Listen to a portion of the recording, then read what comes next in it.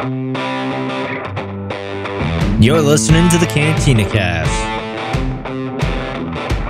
your home for thought-provoking Star Wars talk. Join Albert and Jonesy in breaking down the latest news, trailers, movies, and of course, your favorite characters from a galaxy far, far away.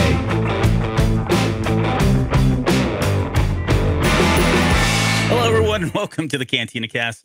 My name is Albert Vidia, and this is episode 418, the Obi-Wan Kenobi Part 4 breakdown. This is, we've got a lot to discuss for an episode that was only about 30 minutes after you cut out all the intros and the outros and the credits and all that out. It boils down to about a half of what I think what we've been seeing so far, but still quite a bit that was packed into this and a lot of discourse, of course, as always with this episode, just because it's Star Wars and people have varied opinions about what Star Wars is, and we're going to get into all of that. Hopefully there'll be some things here too that you've not had a chance to really even think about. So we've done all the legwork for you and taken all the surprises out for you. So we're going to spoil just about everything. And speaking of spoiling everything, Jonesy's with us tonight. Jonesy, welcome to the show. How are you doing? I'm doing well. I don't know how to take that. It's spoiling everything. Well, you're Either going to a spoil pariah or what? Well, I'm going to make you give all the spoilers. So that way, if anybody comes at us, because it's only been less than, 48 hours. Hey, if there's anything I've learned from the NFL, it's important to have a fall guy. But there's plenty of those. Yeah, for sure. Yeah. So how are you this evening? I am good. I am really anxious to talk about this episode because there were a number of things that I think have happened that we were anticipating, some things that have not or have not yet. And plenty of things to still discuss as far as what's next. Like I've got a lot of there's a lot of open-ended questions here by the end of this episode. So I'm excited. I really want to get into this. So I won't waste any of your time. I know you've got something that you want to share here. First off. Yeah. So we got an email just before we came on air from Steve, who's a Patreon member of ours and actually just joined Discord. So welcome, Steve. And so his email was, "Hey guys, I heard y'all mention some people don't like when you talk about the comic books. Please don't stop. I enjoy learning about what's happening in them. Plus, I can share what I learned from the Cantina Cast with my 14-year-old that loves comics and graphic novels." So thank you for the feedback. We don't plan on stopping comics, but they aren't as popular all the time. Not everybody gets into it, but there's no stopping us. No. But the fun part that I thought was on here was a random thought. Has Anakin as Vader ever tried to connect Qui-Gon using the Force? Keep up the great work as always. The podcast gets better with each episode, Steve. What do you think about that? That's why I wanted to bring it on. I thought I'd get your thoughts on this one because it is tangentially connected to Kenobi here, and it was kind of an interesting thought I hadn't really rolled around before. If it's Anakin pre-Darth Vader, pre-Revenge of the Sith, I would say no, only because it felt like that was something that was kind of a lost way, right? I mean, Yoda had to learn it, and I don't know that it was widely known. Maybe he did hear about it in some way, but I don't know that he would have reached out to him with any looking for any kind of advice or guidance in some way. As Vader, though, I don't know. I mean, there's nothing that leads us to believe that, like from the comics and some of the other stuff there. He seems very super hyper focused on a couple things, right? And primarily finding Skywalker and a number of other things that are, again, not related to Qui-Gon. So, I mean, as Anakin, I think it would be cool. I don't know if that would be a kind of a cool story. I just don't know that he would have stumbled on it, but I'd be down with it. What do you think? As Vader, man, that would be really interesting if he was stewing over his hate and then tried to somehow contact Qui-Gon. I think the one thing that's interesting, though, is that I don't know that Anakin has ever really heard Qui-Gon, has he? I'm trying to remember back to like the Mortis episodes, and Obi-Wan saw Qui-Gon, but I don't think Anakin did he? No, Anakin did not. I mean, he would have known him just in the short time they were together in episode 1. Right. So I think while there was definitely I guess it was more Obi-Wan, though, was always thinking about the connection between Anakin and Qui-Gon, about what could have been rather than anything else that Anakin probably was thinking any more of. I think, if anything, he may have thought maybe he would be a disappointment to Qui-Gon or something like that. There wasn't a lot of wistfulness there. But, as Vader, I don't see a reason why he would reach out to him. But again, it might be interesting to see if that was, it'd be interesting to kind of think through. But I'm guessing probably not, though. If anything, because Qui-Gon's been dead, and Anakin had really no idea you could reach out and touch the other side, so to speak. And so I would presume that Vader does not either. And Vader's too busy out there stalking everybody else. Yeah. Now, post Revenge of the Sith, or I'm sorry, post Return of the Jedi, I'm sure those guys are kicking back in a Force Ghost bar somewhere, throwing back brewskis, right? I mean, they probably have a good old time talking about stuff. But probably making fun of Obi-Wan. Yeah, such a prude. But yeah, I don't know that he would do that any time before then. But yeah, either way, you think about the conversations that Anakin would have with anybody, whether it be Ahsoka, Luke, Qui-Gon Jinn, Obi-Wan Kenobi, right? At any point, we always want to hear that. And I think that's why, just to kind of bring it back to Kenobi, we look at these episodes so far, and some of the more powerful moments have been just Vader's presence and hearing him speak and say things. And, it's just, we feel like we had 9 movies where it was all focused on him. Well, 6 anyways, technically, but they're always, it's always good to hear Vader or Anakin speak. And so that's what I think we're all kind of with bated breath and fingers crossed and toes crossed, waiting for that flashback moment where we're going to get some kind of training thing, or, a memory of some sort where they're both communing, which would be awesome. Right. Yeah. And a really interesting scene, this week's episode between Obi-Wan and Vader that can't wait to dive into a little bit too and see that. But before we get started, a special thank you to our Plus a Little Extra members on Discord, Mike, Borda, and Kathy. Appreciate it. For those that might not be aware, we have a Patreon at cantinacast.com/Patreon. So if you'd like to donate to the show, everything that you give, spend puts right back into the show, helps cover costs and all of that, as well as help the channel grow and all of that good stuff. And for folks who do our Plus a Little Extra tier or above, you get a special thank you on the air and a special thank you in the credits as well. And anything new that we are kicking around and thinking about doing, those would be the first folks that we reach out to and see what they think and kind of put it past them. So again, thank you to those Patreon subscribers, as well as all of our Patreon subscribers. We do really appreciate all of your support. Hey, and also before we go, we've got to show this. Did you check your mail to get this one yet? No, I didn't make it down the mailbox, but I do have it sitting there for me. So this came in today. I think I posted on Twitter. Shadow of the Sith by Adam Christopher has officially come out. This is the ARCs. It is a very healthy book. It's very thick. It's a great way of putting it. Yeah, healthy. Yeah. Well, and it's funny because I think, what did he say? There was like 600 pages originally in his manuscript before it got whittled down to what we got now. I think this sucker came in at 480 something. Sorry, 468 is the final page on that one. So nearly a 500-page Star Wars novel. So, and it just doesn't feel like it though. No, it's a quick read, and it's, well, we still can't really say a whole lot. I'll just say I'm very excited to talk about this book. How about that? So get that when it comes out, June 28th. Yeah, and but the good news is the embargo was pulled forward, so we'll be able to talk about it as early as next week. And I think you're planning on doing a little spoiler-free review of it, huh? Yeah, the 14th is when we can do that. Is when we can actually start talking about the book. So we'll do something initially, and then we'll come back and do something a little bit longer, broader in terms of review and dissection. Exciting. An hour or a minute for every page. There you go. That's how we do things here. At least a minute per page. That's right. Minimum. Okay, well, we're going to get into part 4, and this is going to be a lot of spoilers. So I know this is pretty quick for us, 2-day turnaround sometimes. So if you've not had a chance to watch the episode, this is your warning, all that cliche stuff. But yeah, we're going to break down every little thing and hopefully turn over some things that maybe you didn't catch or you missed or weren't even thinking about. Because I've seen this episode now officially 4 times, and every time I've added to the notes. I keep adding to the show notes because there's like, oh crap, we got to talk about this, or I didn't think about that, or I interpreted a line a little bit differently. It did feel like, let's go. I'll turn it over to you first. So give me your initial thoughts. What were you, I guess, now that you've seen it a couple times, what do you think? I think this might actually be, from start to finish, kind of overall my favorite episode so far, to be honest with you. And I know that's a bit of I won't call that a hot take at all, but maybe a bit inconsistent with what a lot of people might think for the part 3, which I love part 3. Yeah. Especially for all the Vader stuff that we got. But I mean, this one had kind of a little bit of everything. It was kind of intense.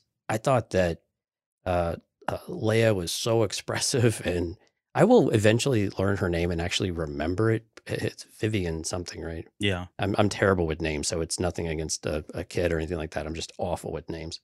But I liked her performance and I thought she was really good. I liked some of the expression that Reva had.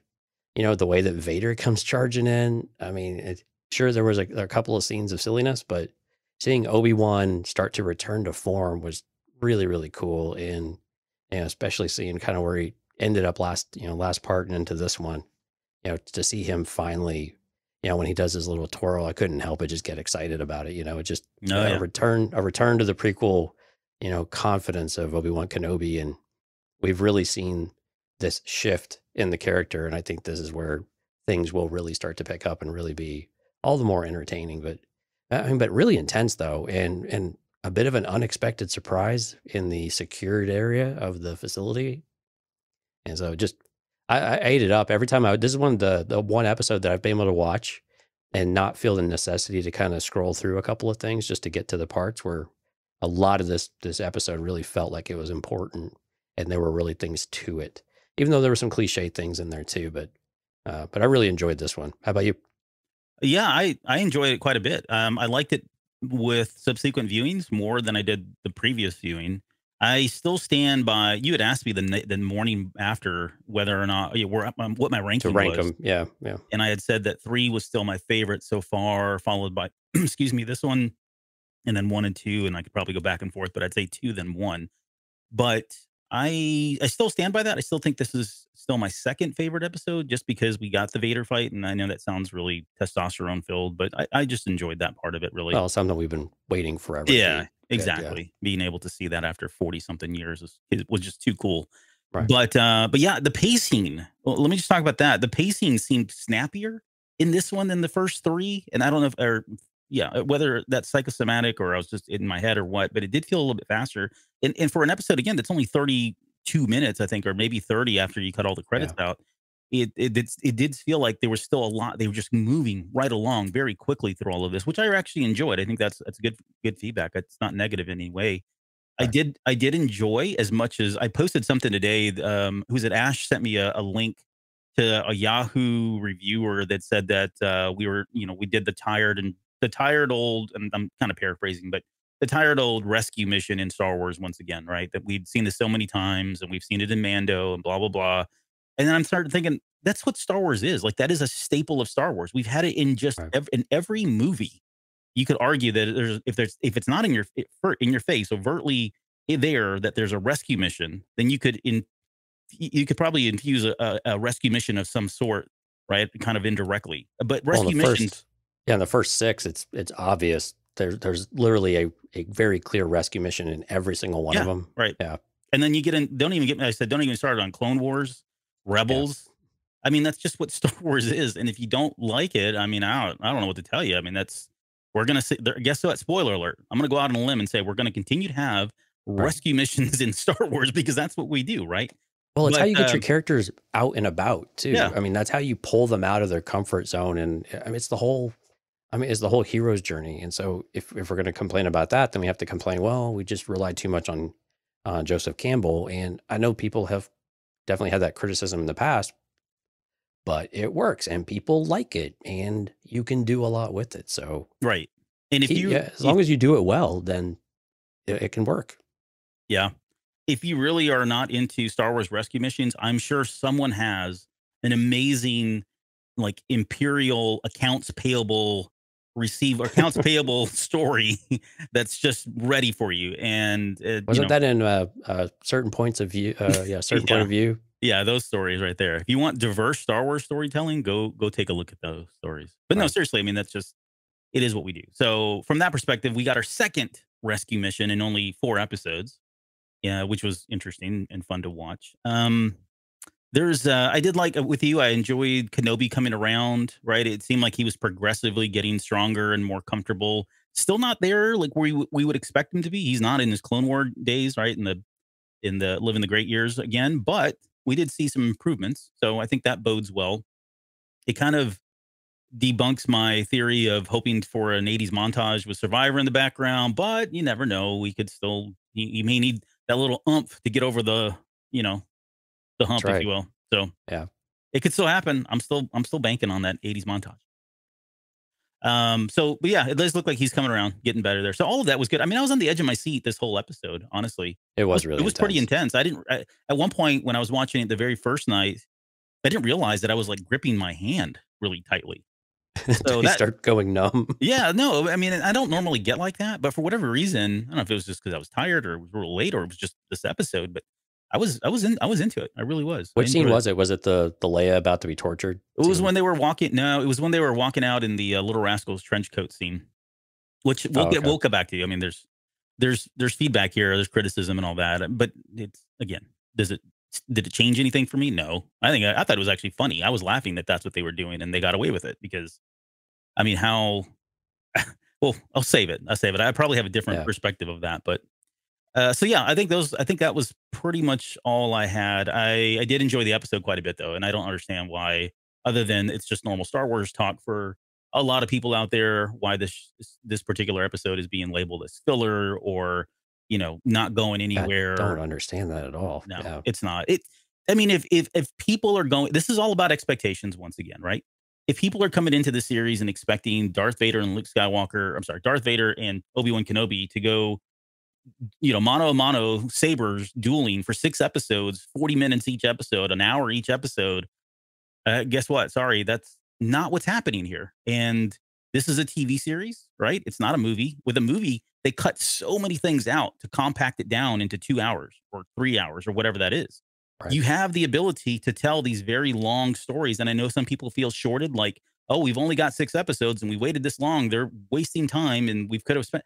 True, but this isn't a movie. It's a TV series. You watch any TV series and you're going to have these type of episodes that people call filler, which are just more character building. It's more background. We got so much from Reva in just those little comments that she was saying that we can start piecing together her background. And if you don't like Reva, then I get it. You're probably looking at this episode going, man, that really sucked. But there's so many things that were said, and we're going to get into a lot of these that are just great for us that really like to know everything, right? We gotta know everything. We have to see every angle, hear every perspective, and I don't know, there was a lot here. I just enjoyed it. All right, well, let's dig into it then. Yeah, let's break this one open. Okay, so I want to quickly talk because the Star Wars title sequences are always fun. I don't remember if this has been done with this one or not, but they keep updating. Yeah, I noticed it last episode as well. Yeah. But this one we definitely had some new ones, yeah. But this one we got Lola, Ned B's in there, and we got the Gonk. I laughed so hard at that. Time clock. It was all I could do. It was all I could do not to text you. Like, oh my God, did you see the Gonk droid? At first, I didn't know what it was. I was like, what in the world? And then I rewound it just for that, and I was like, oh, that's funny that they put that in there. So that's a nice little Easter egg. I like that they do that. It's different. Yeah. Let's see. Okay, so we get into the aftermath of the duel. And first off, this was a very intense scene. Like, whoa, it really kind of hits you in the face because of just that. The parallels of showing Obi-Wan Kenobi burned in the back of the tank, healing. I love the way that she kind of, was coming down. This is Chow coming down with the camera and showing Vader's arm and Kenobi's arm. And then, Vader's arm just kind of suddenly stops, but we know why that happened. But just that parallel of them, and then it felt like they were talking, like they were connected in some way because they were having these visceral physical reactions, with each other. And I wonder if that is part of that connection that we talked about, where he said, what was it? I can't remember. It was episode 2 or 3 at the very end. He said something, and that's when woke up Vader, right? And so we had theorized that there was some level of connection that was established there. But what did you think about the back to tank sync, and how awesome is back though? I mean, we kind of knew this was going to have to be the case since he was that burnt bad. Well, we gotta get the important stuff out of the way first, as usual. He didn't have a man diaper on in the back to tank. Yeah. He just had regular old cargo shorts, something like that. Mm-hmm. So score 1 for Obi-Wan on the on the fashion front. So nicely done, Lucasfilm. I was really curious about this, of whether or not they were, was Vader doing something to reach out to Obi-Wan that was, creating this? Because Obi-Wan was effectively, unconscious or having a subconscious reaction to something going on, either kind of a PTSD moment or just overactive brain, everything just trying to process all of that. Or Vader was actually reaching out and influencing and making Obi-Wan kind of recall some of this stuff. And while we know that reaching out across the entire galaxy can be very difficult, making an impression and giving feelings like that aren't necessarily out of the realm of possibility. And but I liked that. I was a little curious about Vader's reactions, though. That part I was a little confused by of what would be causing Vader to have all of these really severe, sharp, motions as he's in the tank, and they're having this.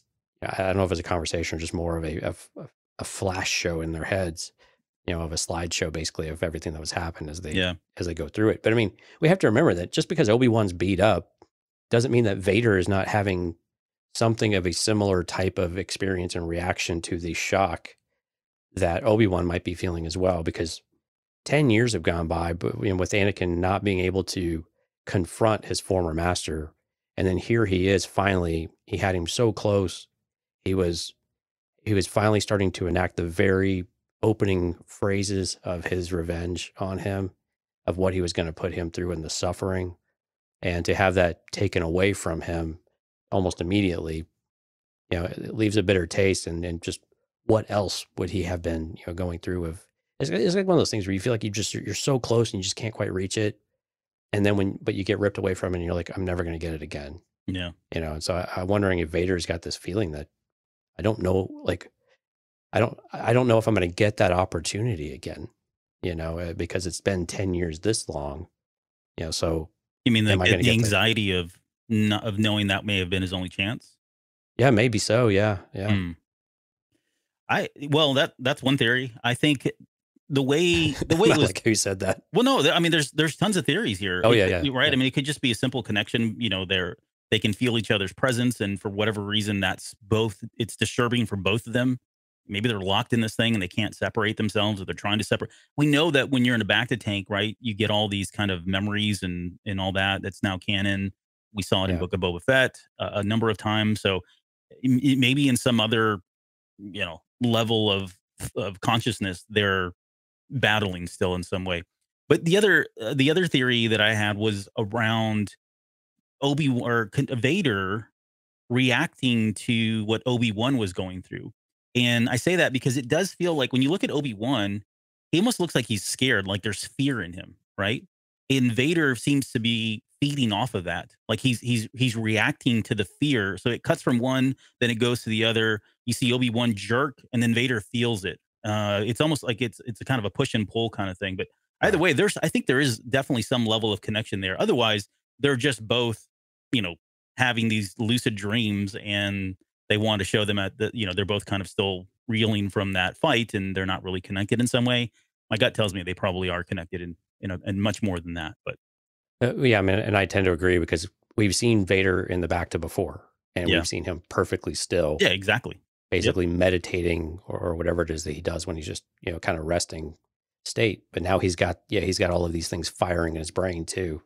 And it wouldn't surprise me if, there was some connection across the stars that's, causing some of these reactions. I'm just curious, who is one causing it versus the other, or is it just that electricity in and of itself and the connection between them historically is what's they're reacting to individually, but from a shared connection of sorts. So it's kind of an interesting debate there about what it might be.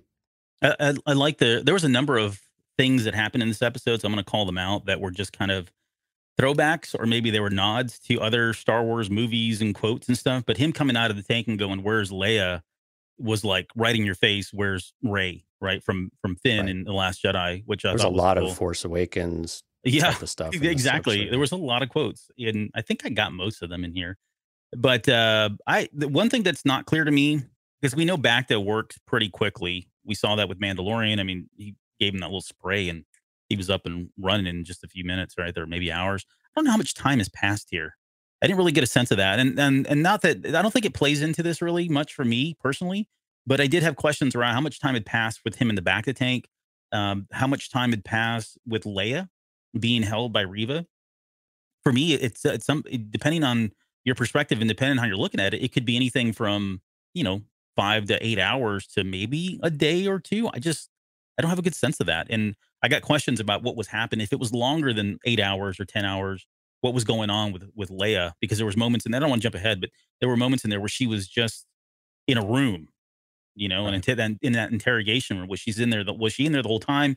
Did they just move her into that, and we never got to see that off screen? Again, nothing that really is important, but I didn't really get a good sense of how much time had passed from the battle until when they decide, or Kenobi's fit to go back and try to rescue her a second time. Yeah, that's a good point. Because it kind of feels like it's as little as just a few hours, like you said, and I don't think this could definitely be more than a day. Yeah. I mean, they kind of make decisions pretty quick though too. But yeah, how much time did it take to get back, and then how much time was Obi-Wan actually in the back to tank? And again, he's not completely healed, so we're Yep. assuming he wasn't able to stay in there for an extended period of time. But we don't really have a good idea of that with Luke in Empire Strikes Back though either, Yeah. right? Yeah. So we don't really know how. I mean, he had really severe injuries, but not really clear how long he was in there. Of course, not really the same scenario here, but very unclear Star Wars and timelines. I think, but what it worked a little bit better here than when we've had some criticisms in the past about that lack of time perception, Yeah. about how much time has passed. And I think we had this with Book of Boba Fett too, right? It was Yep. really difficult to understand how much time was going by as we came between these dream sequences and those types of things. But with this one, it kind of worked as they kind of went back and forth. You get a better idea of that time passing and that there are things happen. So it's kind of interesting how really not a lot of difference with how the different shows have done it, but just the perception from editing and pacing can really make a big difference on how we perceive time going by, to where it feels like it's a more natural period of time, even though it was still relatively quickly or a pretty quick turnaround. Yeah. All right. Well, let's talk about, so the way this episode is laid out too. This is where I felt like the tension was really great, and why I felt like I was on the edge of my seat. Deborah Chow keeps cutting back and forth Yeah. the entire. That's exactly what I'm talking about. Yeah, in the entire episode, and it's like, and she does it really well. Like, it didn't. Sometimes it can feel choppy, and you don't hold on a scene long enough, or you hold too long on some scenes. This didn't feel like that at all. Like, it felt really natural, and it was good for the episode and what she was trying to do. So, but for the sake of our discussion, so that we're not going back and forth between these little mini clips, I kind of laid out the Leia and Riva relation, that whole interrogation thing, all the way up into the point where it kind of gets short, the interrogation right before she is about to do the interrogation and she's interrupted. So let's talk about that, and then we'll come back to everything that happens on Jabin with Roken and all that. And then at the end of that, we'll kind of bring those two together with the rescue mission, if you will. So, Sure. let's start with Leia and Riva. There's a lot of good stuff in here. Everything from, Riva calling Leia out as a Jedi sympathizer, She's 10. Come on. well, yeah, she is only 10, but yeah, it's true. She says the Empire doesn't take kindly to Jedi sympathizers, right? And all this kind of keeps hitting on this idea of the path and the network, which I think this episode was kind of eye opening. I don't know if it was just obtuse on my part for not really kind of seeing what the path was, truly, but I don't think I really understood just how big it is. Like, it feels now that the path really is a lot of people that are force sensitive, and not just a small handful of people, but it's enough that these guys are really trying to shut that down. And it makes sense. I mean, it all makes sense, but it just, because this was introduced in this, and we didn't, and correct me if I'm wrong, I know you're closer to the comics on this part, but I don't remember them ever discussing the path in any of the comics, or the Inquisitors bringing it up. I mean, it's kind of talked about indirectly, but as a proper noun, and, knowing just how many people are kind of coming through this system, this feels like this is something that's been underground, hidden from them for so long. And this is our first introduction to it. Yeah, I mean, that's exactly what it is. There's not ever been anything, a proper noun, the path or the way or anything like that, Mm-hmm. except within the context of these newer shows that we've got. And so that's but I think something of why maybe we have this perception though, or why it's been difficult to understand how big this truly is. We've always perceived this and viewed this through the eyes of a rebellion. Yeah. And how they've always been underground, and how they've taken all these blows and these hits on the chin, and then they get fragmented, or they get dwindled down, and then they are able to rebuild and things like that. So we always presume that was all happening in the background, and up to this point, at this stage in the rebellion, it's a disorganized mess still, right? We're not to the point where we are in Rogue One, which is still several years away, to where they finally decide to get organized and actually form an actual front and a formal, kind of a formal military. Even though they've all pledged it, they've not really had to do it as a cohesive unit. And I think that's where this is really interesting, because this does, like you were saying, this does feel like an actual network, something that's been established, something that's working, something that has, people in the right places to get information, and they've got tactics, and they've got, things that they can call on. So it does feel very different. I think it's just because it's within that context. We're always viewing it from the, this idea of the rebellion and how it was formed, because we have so much material on it. But this one's shaping up to be much more mature at a much earlier stage. But again, it seems to be more directly associated with Force sensitive folks. Yeah.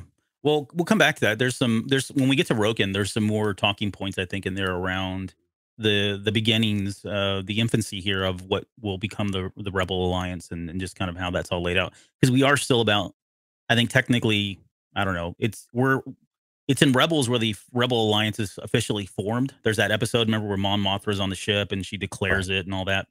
There's that episode. I think we're at least 6 or 7, maybe even 8 years away for that. And then we've got the Rogue One, which was, I don't know, 4 or 5 years away. But I think we are starting to see, like the Infus Rogue Nest One stuff. Rogue One was basically right before it. Yeah. So even further out. But the other point is we're starting to see, I was trying to think of Infus Nest. That's why I wore this solo shirt today, by the way. And so the inklings there as well. All of this is just kind of starting to kind of come together. But again, more on that when we get to the Roken part. But we talked about this in the last episode about why wouldn't Vader just go ahead and call out Bail Organa, and for siding with the Jedi or being a Jedi sympathizer. And that question really comes a lot stronger in this episode, huh? Yeah, because especially at the very end, which I don't know, they've kind of, to me, it feels like they painted themselves in a corner. But I'm giving them the benefit of the doubt, see if they can get themselves out of this. But there's, she declares, I'm the child of a senator. I'm protected is the word that she uses. And so that kind of hits directly on what we were talking about in the last episode, where for whatever reason, yes, I think Vader or Palpatine could go in and just start wiping out the senators, but he's not really trying to do that right now. And so, although I think it's a false sense of protection, I think if they really wanted to, they would just go out and wipe out these people.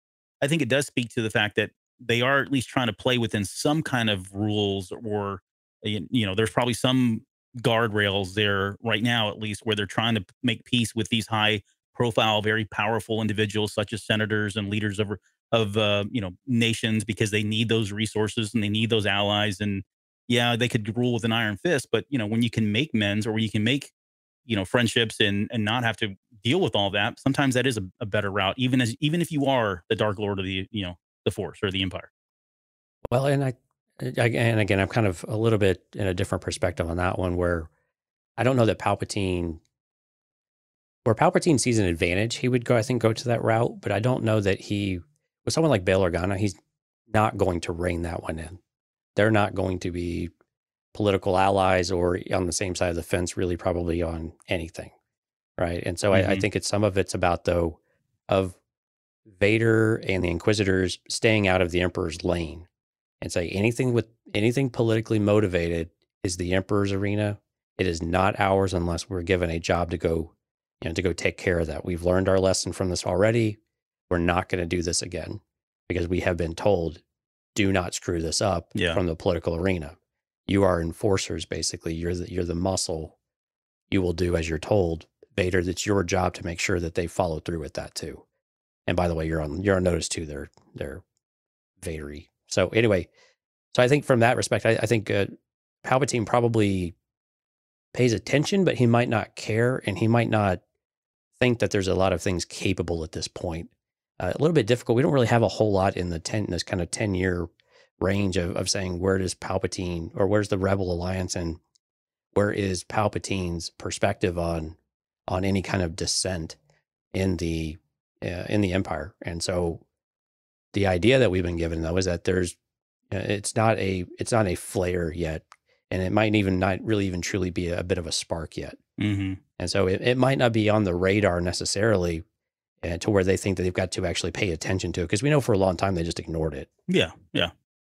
But again, there's, when it comes to the Jedi, though, I think that's where things get messy, though, because, and I think you're right when you said they might be painting themselves into a bit of a corner, I think in a couple of different ways now.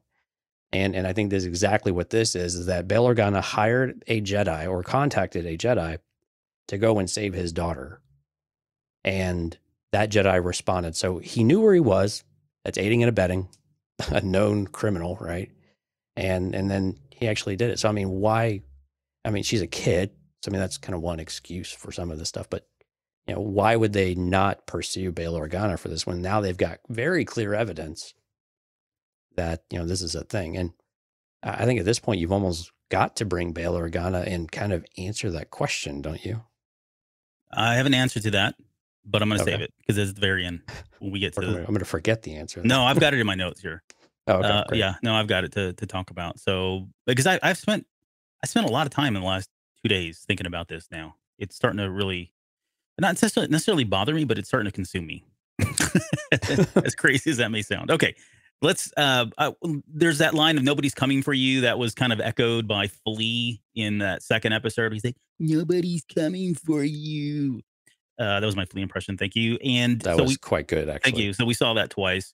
Riva, we learned that she knows about the network and she knows about the past. We hear that they've knocked out 2 safe houses already. So it sounds like, yeah, they're making some progress there. And she's now using, so the motive behind Leia's abduction has changed just slightly, right? First, it was to pull out Kenobi, and that was done. Objective, they checked the box. Although Kenobi got away, they still got him out. Now they have her, and now they're using her to smoke out the paths and the network, and they want to, mine her for information, almost literally, about what she could know because Riva ran into that safe house and saw the Jedi symbol on there. That's changed the objective here just slightly, but I think it's still both, right? I think it's still we want Kenobi, and now we know that you guys are probably harboring information about the network. And so therefore, we're going to use her and Kenobi to get all of this together. But let's talk about the mind probe too, because this is typical Leia, right? She's been, or Rey Skywalker, whoever, but she's very resistant to the mind probe. And Vader makes that comment. I know there's been some discussion. I saw it on Reddit. Some people were talking about whether that was kind of alluding to Vader knowing that she's been through this before and she's not going to give up any information. Maybe, maybe not. I would imagine if he's got some kind of history there and he knows, because he's like, I told you. So it sounds like, yeah, he did it before. Maybe this is the instance. Maybe it's later on. We really don't know for sure. What did you think? Do you think that the direct callback or direct tie-in to that comment he makes in A New Hope? No, but I think it was a nice callback to it. Because if we remember in A New Hope, I think the actual line is that her resistance to the mind probe is considerable, right? Or impressive, something like that. And so I think that was very much a unexpected event for Vader, that he was surprised that she was able to resist it, for whatever reason. Mm-hmm. And so, and again, that was a droid too, right? So that was pumping chemicals into you and products in order to try to get you to talk and loosen up, right? So a little bit different than just a mind probe from the Force, I think. And again, it's very unclear, and it seems unlikely that Riva will share what the event have happened in this interrogation with Vader, because Vader doesn't really give a lot of opportunity for discussion, right? I mean, he marches in and starts Force choking people, right? And if you're able to squeak something out, maybe you'll get a word in to try to dial that back a little bit. But while I think it was a nice callback to all of that, I don't think there's any direct connection between those two events. Okay, no, I think I'm with you on that one, to be honest. The other thing that I want to highlight is when she makes that comment about Leia, as she says, "Is this a staring contest?" I couldn't help but think of Who Talks First with Kylo Ren and Poe at the very beginning of Force Awakens. I thought that was kind of funny. And it was great though. If you watch Leia, she actually does lean in just a little bit like Rey does, right? Mm-hmm. Which I thought was really great. You can actually see her pushing back on her face and also with her body language too. Yeah. To the point she can make a smart ass remark. Yeah. Do you think she got anything? This is off script. Sorry, but I've been struggling. I was going to put this in the notes and I decided not to. And now I'm going to talk about it. Let's just do it, man. Throw it on the table. Throw it on the table. Right. But I'm struggling to think whether or not, or I guess I'm wondering whether or not she was able to get anything Because like you said, she doesn't have to tell Vader that she did this. But if she came across other information, maybe she wasn't able to get information on the path because Leia was blocking her from that, but she uncovers other information. And here's where I've been thinking about this. Remember, I was trying to tell you, like, how do I get? I want to force Reva back to Tatooine just to make that line stick about next time Owen, right? Right. And I'm trying to think, like, so what if there was something in there with the twins, or you know, she was able to see that far back? But that's kind of, I'm just joking halfway on that. But do you think there's anything else that she may have seen, or do you think that was a solid iron curtain that went up and she got nothing out of her? I think some of it I go back to is a little more practical of what does Leia know aside from the path? What else does she really know that it would be useful for, you know, for the Inquisitors? I mean, I think that's maybe the more obvious question is, what does she know? And it doesn't seem like they really include her in a lot of, you know, political discussions or anything like that on Alderaan. And while she's training to be going through the Senate and all of that, again, it seems like she's on more or less the straight and narrow path rather than, you know, being raised to be a rebel from day one. Mm-hmm. And so when we think back about what she knows, I think it's actually pretty well limited. And so I don't know that there's a lot to go and do. And we haven't seen where maybe Kylo Ren, well, we don't know if Kylo Ren was lying or not, but, you know, Kylo Ren said that he was able to see Rey's parents and get that kind of information, right? But we don't really know if that was, you know, 100% true. Certainly it didn't seem like it at all. But in this case, is Reva strong enough to be able to do anything to that extent? Or is that even possible by trying to read minds? You know, how much is it? We know the Inquisitors aren't as strong as like a Vader or someone, or maybe even like a Kylo Ren. So to me, it doesn't make sense that she would even have the ability to extract more than maybe what was right there kind of in the surface, or more the, you know, what you can actively think of and start to pull from the subconscious, if you will, like we would see, like what we heard from Luke when, you know, or from Leia rather, when she's remembering her mother, and then that kind of thing back in Return of the Jedi. So, not to spoil anything, and I promise. Okay, so no. Great. Next question. Not to spoil anything, but there may be a book coming out. I'm not going to say which book, but there could be a book coming out very soon that has a lot of information about whether or not Kylo Ren was telling the truth about her parents. Definitive information. Well, I think. I don't know. Reading said book. I don't know. Maybe. We'll see, though. It's just a hunch I have. Okay. Just a hunch, huh? Just a hunch.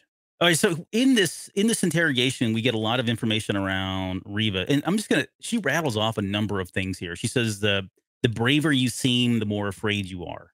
Yeah. I hear that and I think Jedi, right? The Jedi are supposed to be brave, but did they, and kind of like we were theorizing, did one of them have a moment of fear, or did fear creep in to the point where they, you know, went from selfless to selfish and saved their own tail and left Reva and others to be, you know, defend for themselves at some point. Right. There's, you know, well, she mentions think about Kanan as well. You know, what Kanan went through when Order 66 happened, and some of his recollections from Rebels too about what happened afterwards. Mm-hmm. You start to think that, like, I know I should be brave, but there's just so far a young person can bring themselves to actually be brave before you start making concessions. Yeah. Yep. She says that she owned a droid at some point.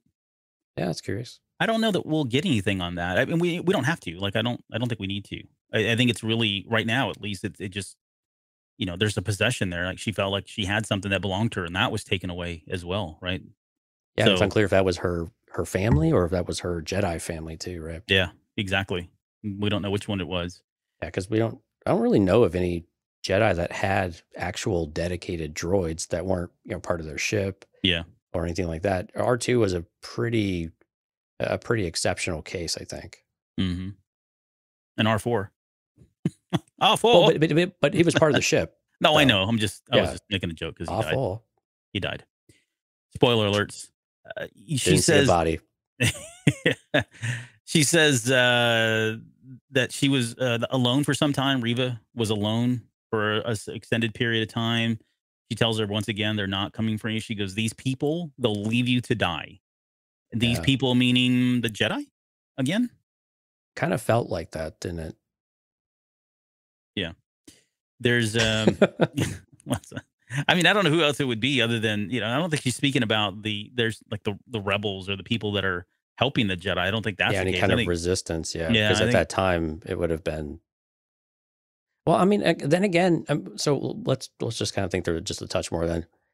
If she was trying to find refuge somewhere and there was really anti-Jedi sentiment across the galaxy, then it was very possible that the, everyday people also could betray you to where you can't trust them either. And maybe she has some experience there of just being, like the Grand Inquisitor called her, basically a gutter rat, hmm right? yep.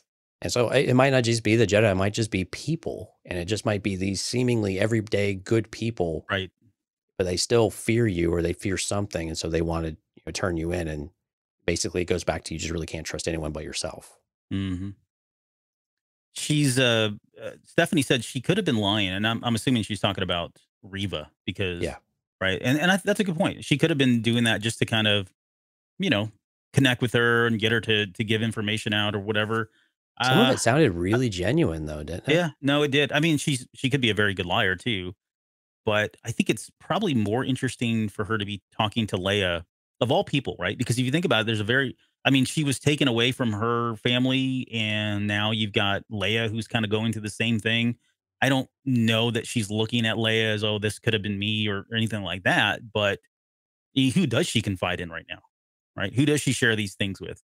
It's nobody on the dang Inquisitor team, right? Right. We don't know that she has anybody else that she speaks to. So I mean, here's she's this innocent child that may alienated herself from everyone, right? I mean, right. she is public enemy number one within her own circle. hmm She's got a target on her from Vader.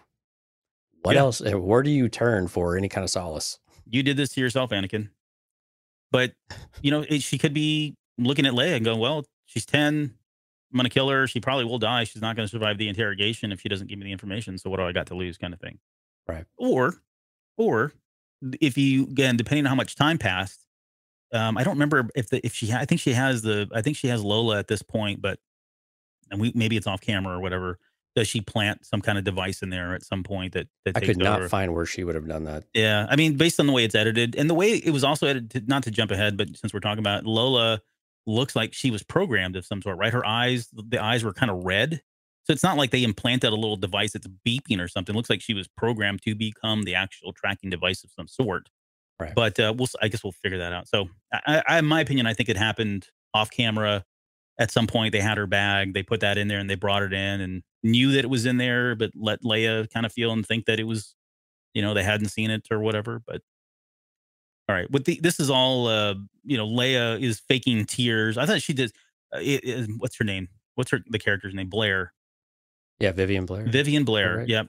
I thought she did a really good job. I think she I did thought she an was awesome job. fantastic. Yeah. Especially faking the tears and like she just cuts it off and gets really pissed off when when That was great. she calls her out and she's like, "Well, I need to tell my dad." Like, all right, we're done here. But I did credit to Riva too. Like she did not buy any of it. Like she saw right through her on all of that because she's, you can't BS a BSer, right? So, Well, she doesn't, and to be fair, Riva doesn't believe anything anybody says to her anyway. yeah. I mean, because she has the same response to Tala either. hmm Oh, are you lying to me? She's Yeah. just suspicious of everybody, hmm which she's an Inquisitor. It's kind of in the title. Right. No one expects the Inquisition. And so this is all cut short. And just prior to her being taken to the interrogation room and actually being interrogated with the machines and all that. Well, we'll come back to it. I have a question around how Kenobi hear the sounds, but more on that later. All right. So let's flip back to Jabim and pick up where we meet Roken. So played by O'Shea Jackson Jr. I was really hoping he was going to be Quinlan Voss, as was everybody on the internet. I can't tell you how many people have posted videos and theories and all. I mean, someone came with a whole backstory of how Quinlan Voss had survived and worked it right into this and all for naught. And it was all based around O'Shea Jackson Jr. as being Quinlan Voss. Because if you do look at him, like I said, if they would have shaved his beard a little bit and put some dreads on him, he would have probably have thinned up a little bit because he's kind of a beefy guy. And Quinlan was beefy, but he was kind of a lengthy kind of character looking. At least that was drawn in Clone Wars. But otherwise, I thought he would have passed as a Quinlan Voss. I thought he could easily pass. Yeah, he could have. Yeah, I agree. But instead, we got Roken, and that's okay. So Roken, he's working. What do we know about him? He's working true as part of the path and saving all these people, all these force sensitive. He seems to be kind of coordinating a lot of this effort. So Yeah. it's almost like a humanitarian effort of some sort. I don't know where they're getting their funding or any of that stuff. I mean, that's kind of interesting to me. I'd like to know. But he calls Well, Kenobi but at the same general. time, yeah. But at the same time, we do see their equipment is pretty dilapidated, though, too, right? So we know that they're scrapping together things from wherever. Mhm. So we know they're not well funded. No, not at all. I mean, we'll get to the T-47s in a minute because I'm gonna bring up more 1987 Star Wars role playing game material. But what did you He think calls about him him? general. Yeah, That was shocking, right? I thought that was really cool because I mean, thought it someone was remembers too. him. Like someone remembers that's Kenobi. He's a general. I'm going to acknowledge him by his rank. But why? I guess, but why? Because I mean, how old is Roken? Roken doesn't seem quite old enough to have fought in the Clone Wars. He would have been 10 pretty years. young. He would have been like 10. Like I'm figuring like a Padawan age, right? 10 years right, old. But again, what would he have been? Right, because they had a clone army. They did have non-clone officers in some way, but he would be too young for that. Mm-hmm. So I mean, he could have been a cadet, or something around, something in that area. But it was really interesting to call him general, though. I liked it. I thought it was really cool because, I mean, while Obi-Wan didn't really react much to it, which I thought he was going to. Sorry, I thought he would too. Yeah. Sorry, I was a little disappointed we didn't get at least just a kind of an eye blink or something. But I think it did resonate with him that all of a sudden he's back in the fight. But what was ironic about it was that he doesn't want to be part of that fight, right? Or this fight, but, and they're not soldiers, but here you are calling a general. Yeah. And he's basically trying to conscript soldiers. So it was a bit, the irony was a bit amusing in that regard. Well, and one of the themes here is just that it's, I wouldn't call it a trope, but we've seen this time and time again in Star Wars and in other movies as well. When there's a war, sometimes the war comes to your doorstep and you have no choice but to get pulled into it. And this is exactly what was going on here. He was resistant to joining, but by the end of it, I think the bed's been laid. I think he realizes, and I think we're going to see that as when we theorize about what comes next. He's in this he's a lifer now, right? Whether he wants to be it or not, he's crossed the line and he made that commitment. Well, and he had to be really called out, and you had to get that backstory from him in order to finally understand that, because he had a pretty clear line. We're just trying to help people. We are not trying to fight. Yeah, and we're not trying to do this. But until Obi-Wan makes it very clear, though, that, like you just said, basically it's going to find you. Mm-hmm. If you do this, you're already involved. I mean, you are already what you say you don't want to be. Yeah. You just don't know it yet, or you've just not accepted that to yourself yet. And that he would turn his back on an individual, although he doesn't know that Leia is force sensitive.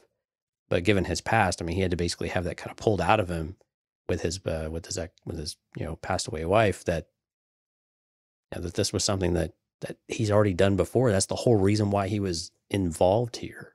Yep. And that he does understand what the Empire can do. And he knows that they're not above doing it to a little girl or to a child in general, right? Yep. And we talked about this. And clearly they're okay with doing it to a child, because, I mean, even though Reva seemed to be hesitating a bit, and I think I kind of question whether she actually wanted to do it, we do see that they're fully capable and they will follow through. Anyway, I didn't mean to jump. No. But we can jump back to Roken here. Yeah. Well, we're gonna get into him, but so I was gonna say where we discussed this the most was during the Bad Batch, right? Of post, Order 66 and the Galactic Empire now being in power, and all this was just kind of changing the landscape of the galaxy in a lot of different ways, and many people were getting pulled into the war for a lot of reasons. And even guys like Cut and some of those as well, right? Yeah. And I think at the time we made the parallel to Episode 1 and the Gungans, right? They were the isolationists, where no, it's not our war. We're going to stay out of this. And Obi-Wan, of all people, and Qui-Gon come to them and give them that speech about, hey, you have to understand that you got a symbiotic relationship, and what happens to one is going to happen to the other. Shades of that are happening here, and it happens throughout a lot of Star Wars post Order 66. Same story with Luke. Right? Yep.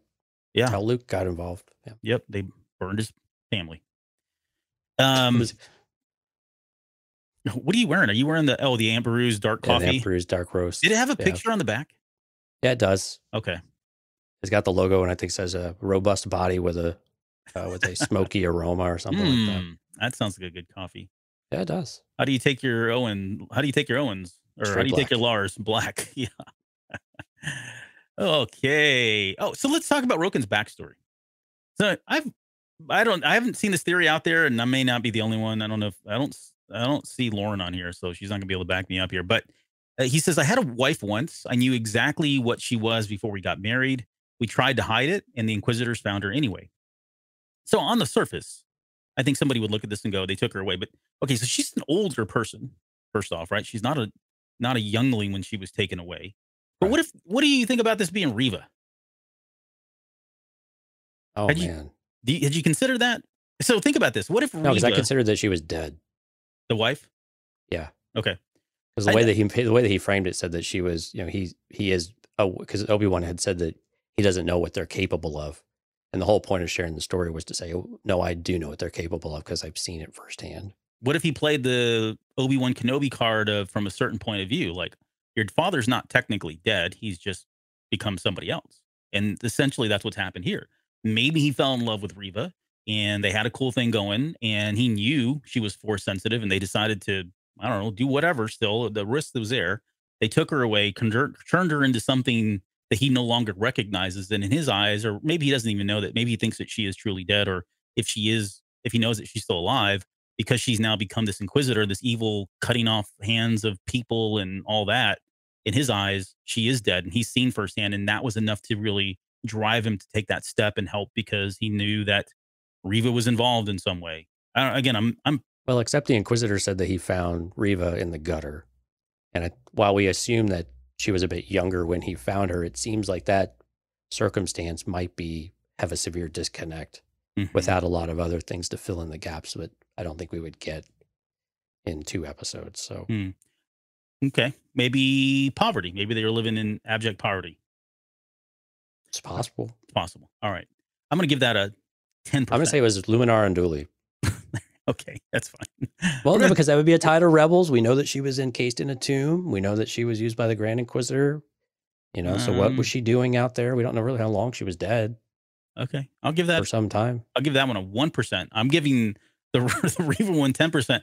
Here's another one. Oh, wow. Though. That was brutal, man. What? I mean, Luminara would have to like. How old? So how old do you think Reva is? Around the same age as Roken. No, she's probably in her 20s, right? Well, Roken's not. I mean, O'Shea Jackson Jr. How old is he? I don't know. Let's do research on the fly. Research on the fly.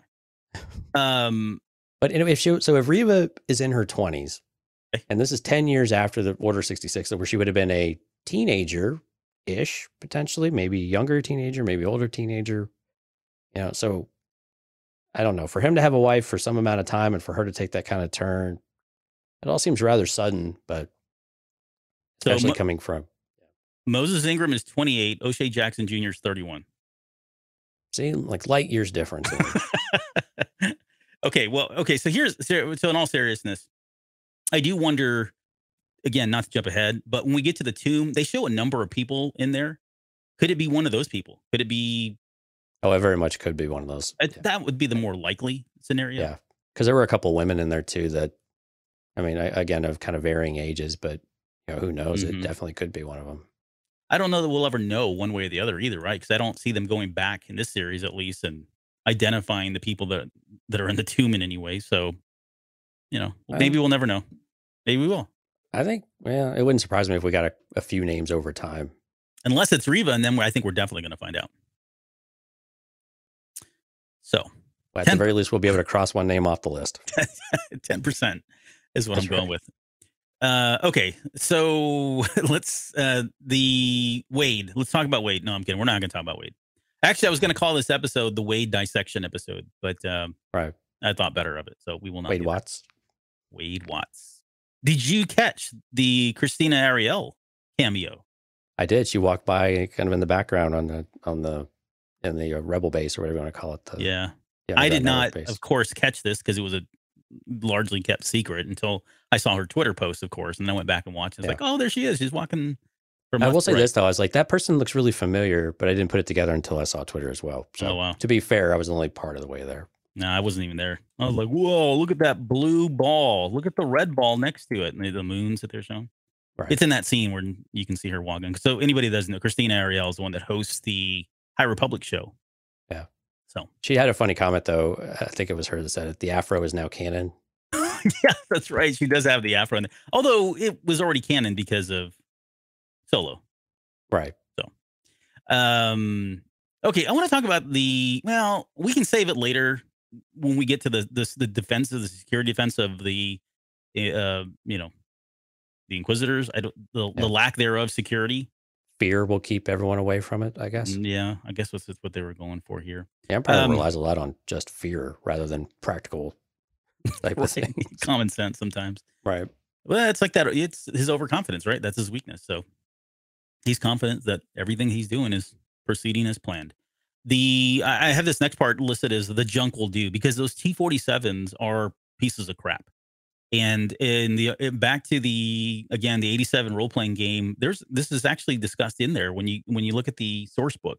It's either the source book or the Rebel Alliance source book. I forget which one it is, but there's an entry on the T-47s and just how these things are pieces of junk. And it was funny that they talked about these were being used for like what was it, trash or garbage or something, to tow away garbage. Yeah, but the way it speaks to how thrifty these people are, and I don't want to call them the rebels just yet, right? But they are able to take whatever they can and they readjust it and they add more, retrofit it. They retrofit it with more armor plating, and that's why they look. I don't know if you noticed, they do look a little different. They look a little skimpier than the ones that they're a little stubbier too. Yeah, mm-hmm. Yeah, they don't have the longer extensions on the front and some of that, but definitely the structure's there though. The structure's there. Later on, they would upgrade those, of course, make the modifications, and then they had to weatherproof them so that they could be used on Hoth as well. So whatever. Gotta keep evolving it, yeah. Well, it's that old saying, you drive it until the wheels fall off, Yeah, it's exactly what they're doing with most of their equipment. So Tala then agrees to take Obi-Wan. She kind of steps forward, which I thought was I really like her character. I like where Tala's going. She's very complex. I hope she stays with us throughout all of this. I hope she doesn't die. That's the one thing I'm worried about. Yeah, I really thought her scenes were numbered here in this one. Mm-hmm. Really did. Yeah, we'll get to that here because she's pretty brave, pretty bold. That would have been more impactful than Wade. Having her die instead of Wade? Yeah. Wade. It's going to be a meme someday if it's not already. I'm sure it will be. That'd be a weaker meme, but yeah. Maybe. I don't underestimate the power of the internet and social media. True. They can turn anything into something or nothing into something. So they're headed out to Nur. We got inklings of Obi-Wan trying to use the Force for the first time, or trying to do. It was his communicator, I think, is what he was trying to pull towards him. Yeah, he was. Yeah. And so that was kind of cool. It looks like he again still struggling, but you couple that with where he is by the very end of this the breakout, and him holding back all the water and all that. I mean, he comes a long way pretty quickly here. And we'll get to he stops thinking. He just starts doing at that point. Yeah. Yeah. There's and the question that keeps coming up is he disconnected from the Force? There was Christina Baver, I think, chimed in on this and said that, it was Kelly Knox chimed in and said that it was more about him being disconnected from himself. And I think it's a mental block. Yeah, it's more of a mental block than anything else. Right. Tala makes that comment about your body is not the only thing that needs to heal, Ben, which I thought was pretty deep. And that he's still thinking about the events of Order 66, still thinking about the past, living in the past, living with the, everything that happened, with just the shock realization that Anakin is still alive and he's now become some horrible fiend, more machine than man and more evil, right? Yeah, and they talk about, forgetting, and Obi-Wan's like, it can't be so easily forgotten. Mm-hmm. And, Tala comes back and says, but some things need to be. And maybe not forgotten, but you've got to just move forward and accept that, what happened, so that you can move forward and you can at least get over it. And I don't think there was any forgetting any of the events that Obi-Wan went through. And clearly he never does, right? Yeah. I mean, it's really traumatic in so many different ways, but, but it's important. It's an important lesson, though, of if you don't, you will literally die like this in some way. You will not be your best. You cannot do anything for other people unless you take care of yourself. Mm-hmm. And of course, we've heard this so many times over the last couple of years, right? self-care and understanding yourself a little bit better so you can make better decisions, and he's not going to, and he can't get out of his own head, and it's just not going to work if he can't do that. But Yeah, there's sometimes you need that tough love, And I'm kind of wondering, do you think Tala might be a little sweet on Obi-Wan? I was thinking about that. I mean, I'm all down for ship somebody, shipping everybody, but I'm starting to see, especially the way she looks at him. I mean, there were a couple scenes that definitely looked like she was looking at him a little bit differently than just, we need to go save his kid. Yeah. Yeah. There's at least a personal, emotional connection of some sort. And it's hard to say where that's manifesting just yet. But even when the way she's looking at him, when, he's holding on at the very, very beginning of the episode and she's nurturing him. Right. And Right. That's her job. And I get it. I'm not saying anything there, but it's just the way she looks at him from that point on, like she connects with him. And I don't know. We'll see if that really kind of. It was really whenever she volunteered to take him. I think it was the really the moment I think I had noticed something. Yeah. Because she kind of did, and then she had this awkward moment afterwards, like, oh, did I just say all that? Yeah, my stupid heart spoke. Going back to what he's, going back to Obi-Wan Kenobi and having to get past the past, if you will. There's, just quickly, we talked about this. Yeah, well, we've talked about this with Star Wars fandom, but the stages of grief, right? Denial, anger, then bargaining, depression, and acceptance, right? And he's somewhere in this bargaining depression piece. He's somewhere in that which is on the up. He's on the up, but he never gets it. It's not until he gets to the acceptance piece of it that is what she's kind of speaking to, probably, from a more scientific approach to all of this. Right. So, and we had it when he came out of the back and he says, "Where's Leia?" I mean, you start to feel like there was a shift in that moment where he is starting to think for someone else and not and let go of some of that self-centered type of feelings, right? All of a sudden, that caring side of Obi-Wan seems to be coming out. And I think that really came across, I mean, especially at the very end, but we actually see this throughout the episode where, especially when they're reunited and really all the way leading up to find Leia, you can really just sense like this is a different Obi-Wan Kenobi now. And it was in that moment, like when he asked about her, you could just, there was just something different about it that, he didn't care about himself. He needs to go take care of this kid because not only is it what he needs to do to protect the galaxy and do what he said he would do, what he would do for his friend, but he's actually starting to care for her as well. And this is really going to be important, I think, as we get later on and some of the scenes that we have in A New Hope with how Leia reacts to Ben Kenobi start to make a lot more sense. So how do you feel about? I mean, I like the idea that he pulls himself out, but I also was kind of liking the idea that he was going to have a pep talk from somebody like Qui-Gon Jinn. I think Qui-Gon Jinn is still going to happen, but maybe it is going to be just kind of like the reward for all of this, that he becomes so connected to the Force again that he's able to talk to Qui-Gon Jinn for the first time or once again, and he's not been able to so long because he's been self-loathing for so long. But how do you feel about either way? Whether or not we get. I guess how do you feel about him pulling himself out of this, or do you think he's only going to get so far and he still needs somebody like a Qui-Gon Jinn to get him get him the rest of the way? Well, see, I think it was important for him to pull himself out of this, and I think we've talked about that a couple of times now, where you really the Jedi have this thing: if you got to do a certain amount of this for yourself before you can move on, because otherwise you will, I don't know, you'll kind of end up like an Anakin of sorts, right? You don't learn enough, you don't grow enough to where you can't really finally achieve the things you're supposed to, and then you start moving on, and all the flaws, all the cracks are there, and you don't know how to handle them properly. So with Qui-Gon, I very much have started to feel like now, I still think that there's a good chance that we get Qui-Gon, but now it's starting to feel more like an epilogue type of thing at the very end. Yeah. Okay. And again, maybe not a reward, may not be how I phrase it, but something of, he's finally ready. And I think that's maybe what I said a couple of weeks ago, is that he's finally going to be ready, and that's when the training can begin. And that's when we'll get that moment. Yep. I'm with you. I still like that. I still like the fact that this is going to, we would have potentially see him there at the very end. All right. So they get to the fortress. Hold on. You think we're going to see him or just hear him? Oh, we talked about this. I think we're going to see him. Okay. I think we'll just hear him. Yeah. Okay, cool. And we're going to be right either way, because we've Both of them covered. Unless he Cantina doesn't. cast is going to be 1 for 1. Well, we need a third person to come in and say, No, I that don't. screws up the averages, man. Yeah, well, no. Well, I'm saying if the third person comes in, then they can say, no, we're not going to see or hear him, and then we're covered, right? That We've got makes all sense. scenarios covered at that point. That's right. We need to find a guest that thinks there's no chance of Qui-Gon coming in. We'll bring somebody on to the next show, have them chime in, and then if they want to stick around, cool. But otherwise, you can bounce. Okay.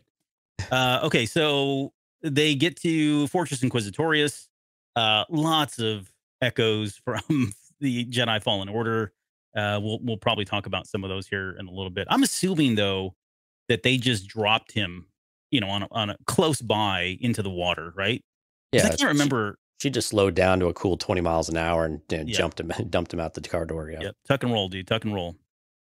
So that gets him. That's how he gets down under.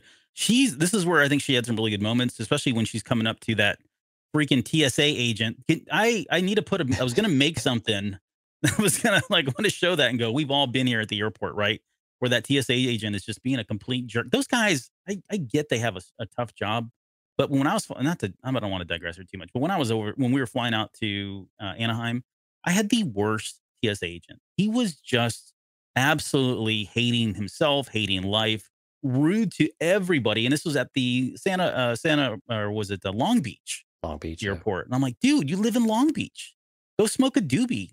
Go catch some waves. Everybody else wasn't. Everybody else is super nice and chill and super high. And this guy was just mad. I don't understand why. Okay. So where was I going with this? Oh, so she walks up to the TSA agent, right? And she double downs on her thing, which I thought this was oh crap, they caught her, right? She's got to go through the metal detector there and all that. But I love the fact that she doubled down on that guy and put him in his place, and that was enough to get by. That's exactly how does an Imperial behave, and she is an Imperial. I mean, we can't forget that she actually is an Imperial, and she just has to remind herself this is how things operate, and it works. You chain of command is very important, and you will get smacked down. So you have to do the smack sometimes. So this is I want to talk about the security of the Fortress Inquisitorius here. It does feel pretty lax still, and again, this is what? This is after Fallen Order. It's just shortly after Fallen Order. And Cal got into here. So I think Fallen Order was 5 years after Order 66. Was it further after that? Maybe, yeah. But I'm saying this happens there were 10 years from Order 66 at this point, right? Right. So I'm saying Cal's he's already broke into this place. And at least they in the game, you go under the water into that little tube, into the tunnel and come out, right? And there was never anybody that had to turn down or open the port or anything. So maybe they've put at least some measures in place where someone has to manually override those and you can't just creep in underneath. Right. But for the most part, I don't know that I saw a whole lot of difference in terms of the security. Now, this isn't feedback. This isn't a knock. I think it speaks to in all seriousness, I think it speaks to what you mentioned earlier about these guys. And Roken says this as well, right? No one's stupid enough to go invade this thing. One, think about where this planet is, this moon is, right? It's in the Mustafar system. Yeah. It's next door. Who the hell is running running to around? the baddest guy in the galaxy? Exactly.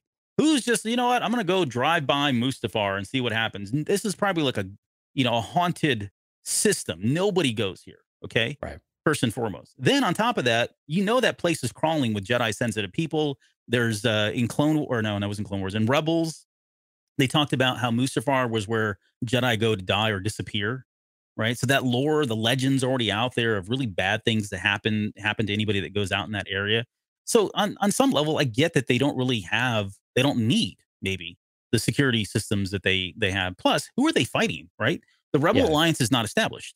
These are small sects of bandit fighters that there was, natural resistance that happened as a result of the Empire coming in. That's going to be expected. They can contend with that all day, every day. But they're not fighting war, raids of ships coming in or any of that stuff. So yeah, they got a battalion or what do you call them? I don't know what the term is for TIE fighters, but they've got some hanging there in the hangar, right? So they have those, but those could be squad, something like that. Yeah.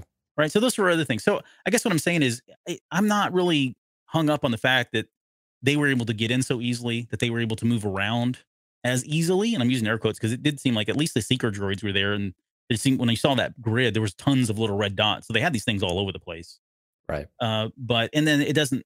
I think it's fine. I think it makes sense that the T-47s would be able to kind of come in there and take some cheap shots at them and leave. But how do you Yeah, feel again, about the overall security presence there, or lack thereof? The nickname of the system, or the most of our system's nickname, is the Vader's system, like like Tala says, right? So I mean, you're right. Who the heck would want to go anywhere near any of this, knowing what Vader has at his disposal? I didn't really have any problem with it. I mean, you got to get in there somehow, and I think the way they did it was at least very plausible, right? You have an insider, you can go in there, she can open a hatch.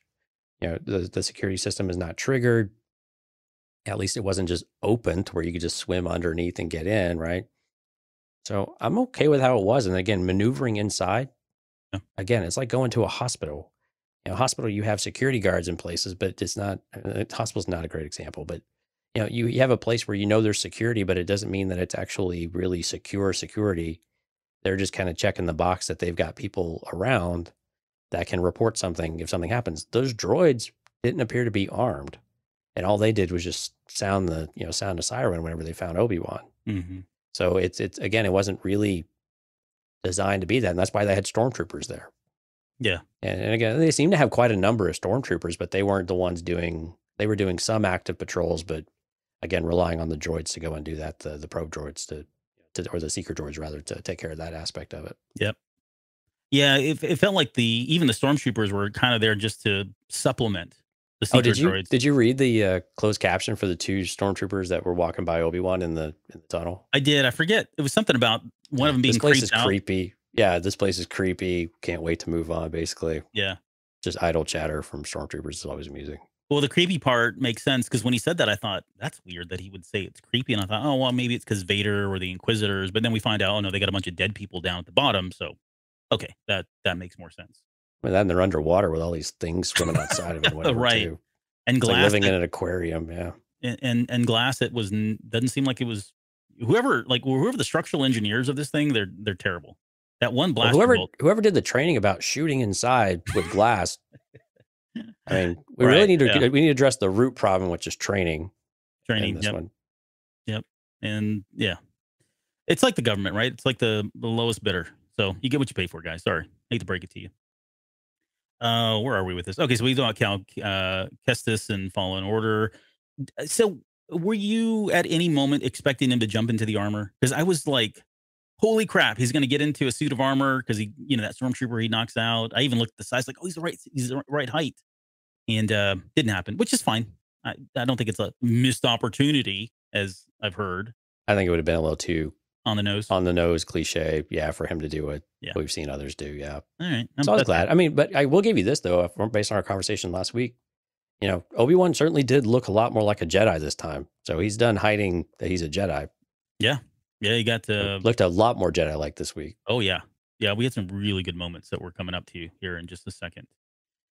This place did seem, again, more secure on the inside than the outside, and I think we've already kind of beat that dead horse into why.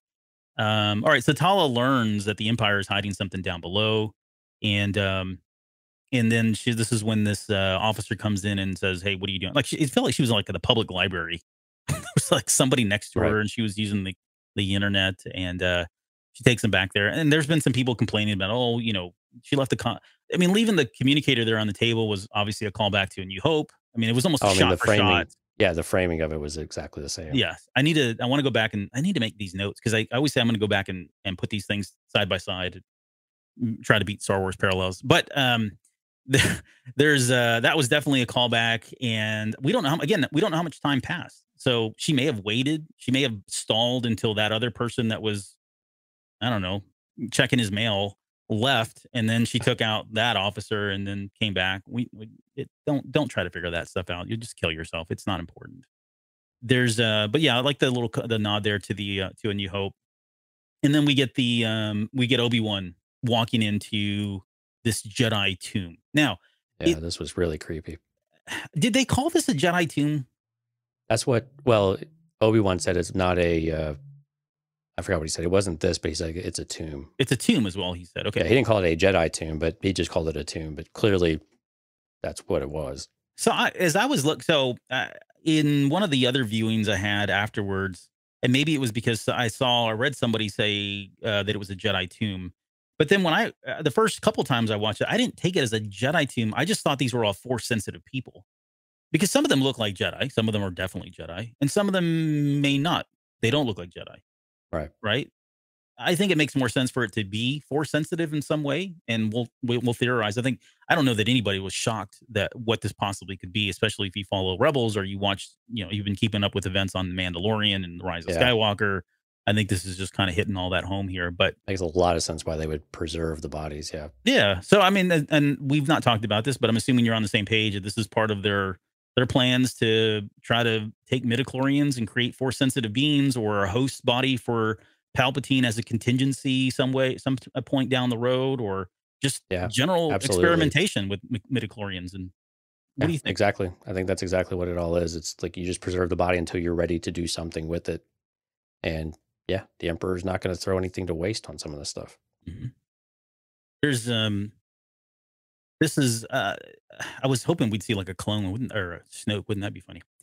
That would have been amusing. It would have been amusing. I don't know if that would have been really cool. All of these subjects that were in this thing, I know people have been saying they look like amber, and I don't know what it is. We saw this with Luminara Unduli in Star Wars Rebels. Yep, exactly. Right? She was in that same kind of a tomb. It was more like a coffin in that case, though. But yes, it was some sort of amberish, yellow, orange sarcophagus around her. Is what the word I had. But yes, sarcophagus with a window, because they're advanced technology type stuff. But we got to see a number of people. I texted you a spoiler because I was trying to throw you off because I said Terrace and Ube. That's all I texted to Jonesy like at 3 a.m. And I was hoping he'd look at that and go, "Oh man, Terrace and Newbie's in this," and he was, but he was dead. Right, well, I had a feeling he was alive.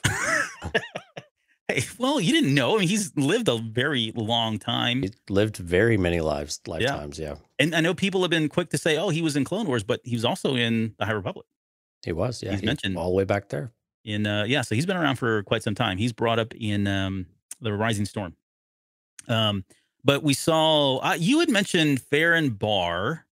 Yeah, the very first one on the right when Obi-Wan walks in looks like it might be Farron Barr. Well, and I saw like it does. I got to go back and look at it now too because it looks like one horn is shorter than the other, and that was it does. Because they were both broken off at the very end. And lucky for you, I have Twitter up right now. Oh, okay, cool. Where we can actually... Someone said this was a, what is it, the Yongi? The three-eyed looking things or the whatever, they got the eyes on the side like that. Someone said it was one of those. And I thought, well, that's different. Maybe, but it's difficult to see. All right, you can see this, right? No, I got to add to the stream. Here we go. We'll pull it up. There we go. Yeah. So again... The horns are broken off here on both ends, but you see the sharper fingers. Again, it's different. The things that are not the same though, or whatever these little trails are off the chin. And again, there's no real clear facial features. But for comparison, this is Farron Barr when he had 1.5 horns. But again, you see some of the similarities, right? The head shape, the finger shape, the robes. I mean, the robes can be really anything. And then after he's dead. You can see the left side over here has broken off. So both horns are now broken. Now they're broken a bit higher up than what we see in the show here, but at the same time, he's got a giant hole in his chest too, but yeah. You have to take some liberties though. Again, none of these bodies have any kind of real markings on them though. That there's something wrong and that there's been something that how they died is really unclear, especially with like the kid. Presumably a youngling has this look of shock in his face, right? Yeah. And very, very interesting on that one. Well, I want to talk about the younglings because I think the credits give that one away a little bit. If you go back and watch the credits, the Eugene's with us and says, I thought I saw dreadlocks. One of them looked like one of the women that Haja helped escape. I thought, I can go back and look at that one. I don't remember a little bit. Yeah. And there was also a male on the left, right when you go in and, that was another one of those, could that be a Quinlan? But the stripe wasn't there across the nose and some things like that just weren't there. And I think if it would have been Quinlan, especially since the way we got Kenobi reacting to just his name. There would have been more, yeah. Yeah, I think they would have done that. Other than, well, maybe it was and they cut it, which I don't think that would have been fair either. So I don't think that was Quinlan Voss. Right, yeah. But at first glance, I was like, holy crap, that's Quinlan Voss. Like he's dead. We're getting a confirmation that he's dead. But the youngling, so the youngling that's there, if you go back and look at the credits, it's the same youngling that was in the very first episode. I figured it was. So, and I went back and I looked at it, and it's the kid. You got to look at the ears. So if you look at the kid, he's kind of got some big ears. No offense to the kid, but they're kind of they're not big, but they're just forward. And that's the telltale sign. There's a kid at the very beginning. He's the one squatting down. His ears are kind of large, and that's the same boy that's in there. So now, which scene was this? At in the opening one, the one where we had the flashback, the Order 66, in the first episode. Okay. So when they're all kind of bending down and looking at their master that was teaching them right before they turn and run, that little boy that's kneeling down straight front and center, he's the one that's encased in the tomb. Gotcha. Now, here's the thing though. So then again, if we ever get this, which maybe we're not going to, and maybe this is just all again more headcanon stuff, but what if that was, does Reva know that kid's down there? Is Reva, I wouldn't say she turned on him. I don't think it seems like that's way too soon, but it could have been in one of these things where they were both together and, that kid was taken from her and Reva got away somehow. I mean, just think about what that probably does to her. You know what I mean? Knowing that she was a Padawan with this kid at one point and he's encased in this tomb, living or dead or whatever it is down there. And knowing that they're probably experimenting on him. I don't know. There's something really creepy about all of that and where she's at. And again, he could, with what he's wearing and the age, it seems like he was captured relatively quickly. Mm-hmm. And so maybe this is what Reva was referring to a bit too, that, you can't trust anybody. Right. And maybe they were a group and like you said, she got away, but he wasn't because someone turned on them and ratted them out, even though they were children. And so again, that's down there as a reminder. And again, maybe that's why we see maybe some potential conflict, going on within Reva. But I like that a lot, that she got away, but he didn't. And then that's a reminder all the time about what that series of events was. And assuming they all went through it at the very same time, she was just lucky. Yeah. And lucky's a frame of mind and a point of view, because if she got away, she may have had a terrible, rough life for potentially several years before other events took her to a different place. So, and not like going to the Inquisitors is a walk in the park. In my experience, there's no such thing as luck. Okay, so then till you have bad luck. So there's let's talk about, okay, so this is all going on. This is where I wanted to ask you a question. So Kenobi hears the screams of Princess Leia, because, going back to where she's at in this moment, she's on the interrogation table, which is one of the ones that I remember from, I think it was from Fallen Order as well. It looked very similar. It looked a lot like that and looked similar to the one that was used in Force Awakens. So anyways, but, and the Chewbacca scene I just thought about that. Chewbacca scene from, was it Last Jedi?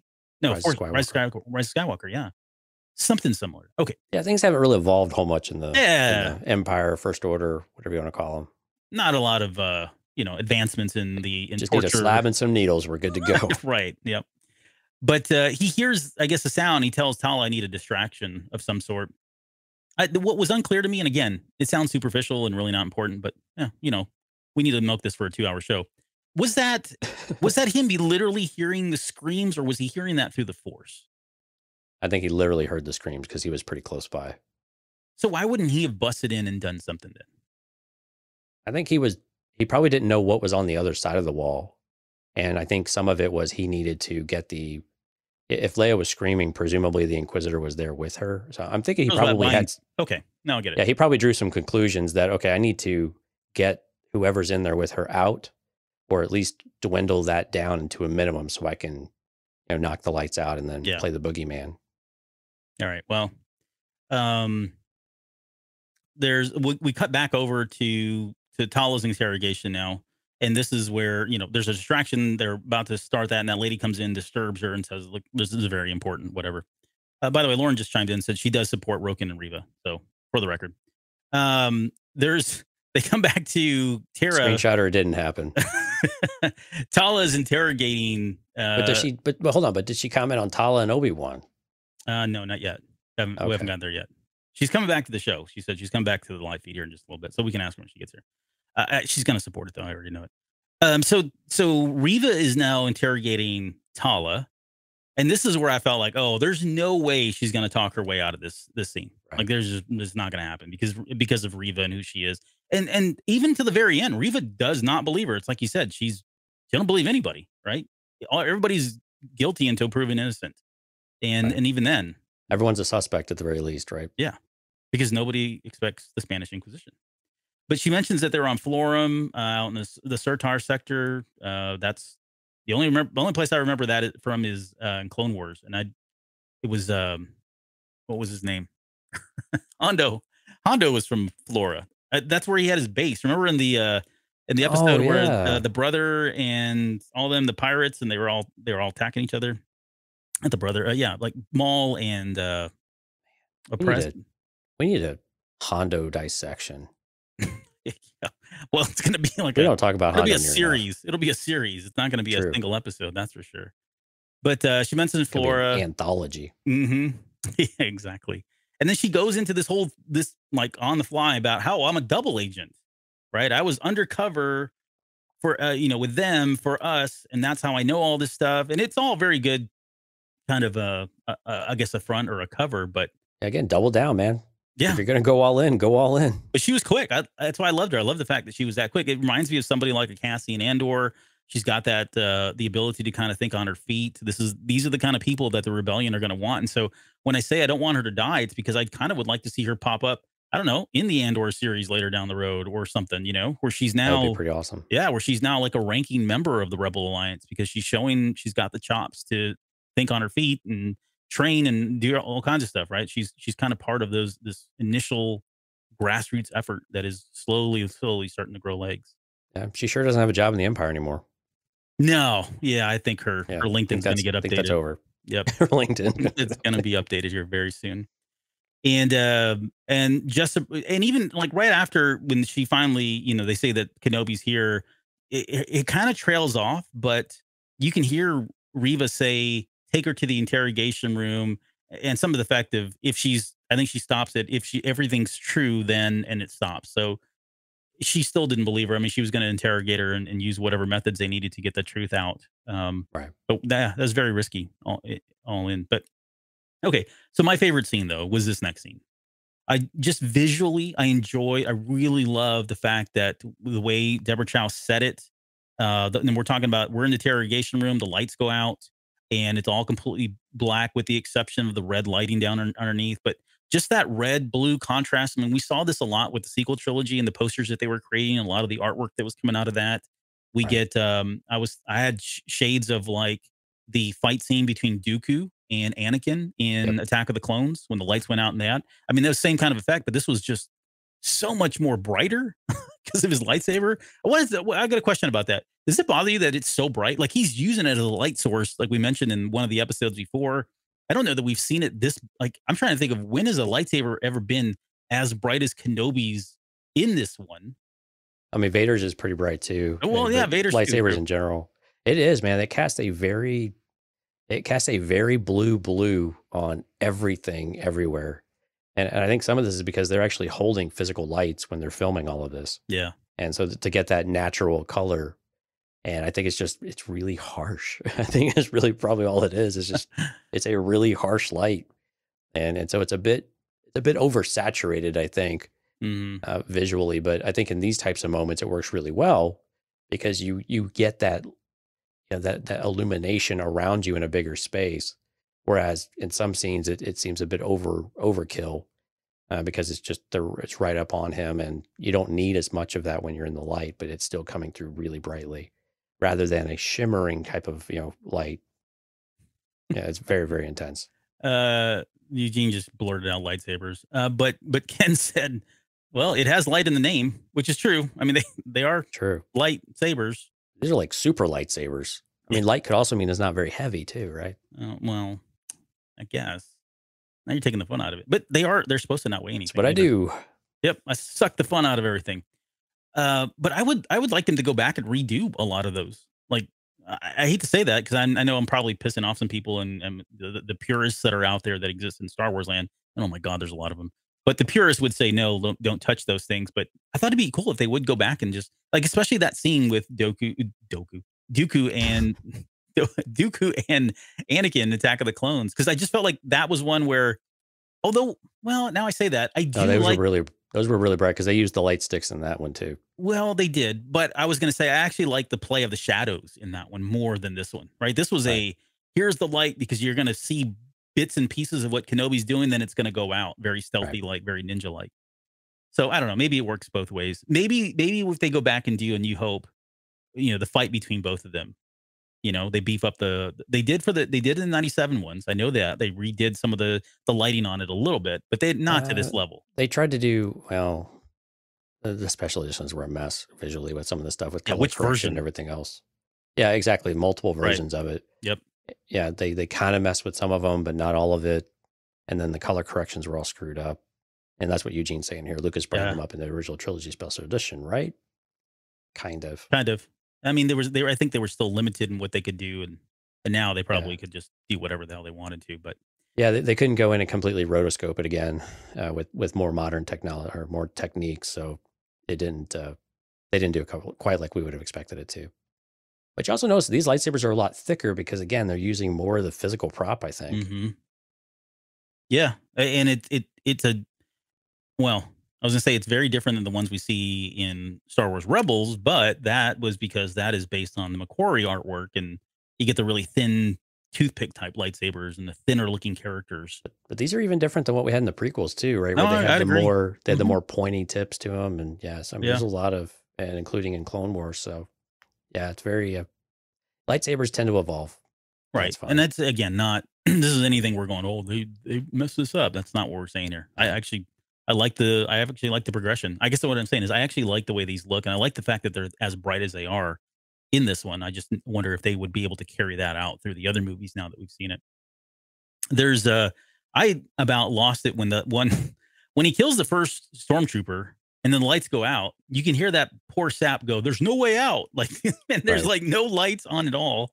And I just died. I thought it was the funniest thing. Like, what are you going to do, dude? Like, you really think you can't even see in the dark, number one. And he's like idle threats of, your time's up, buddy.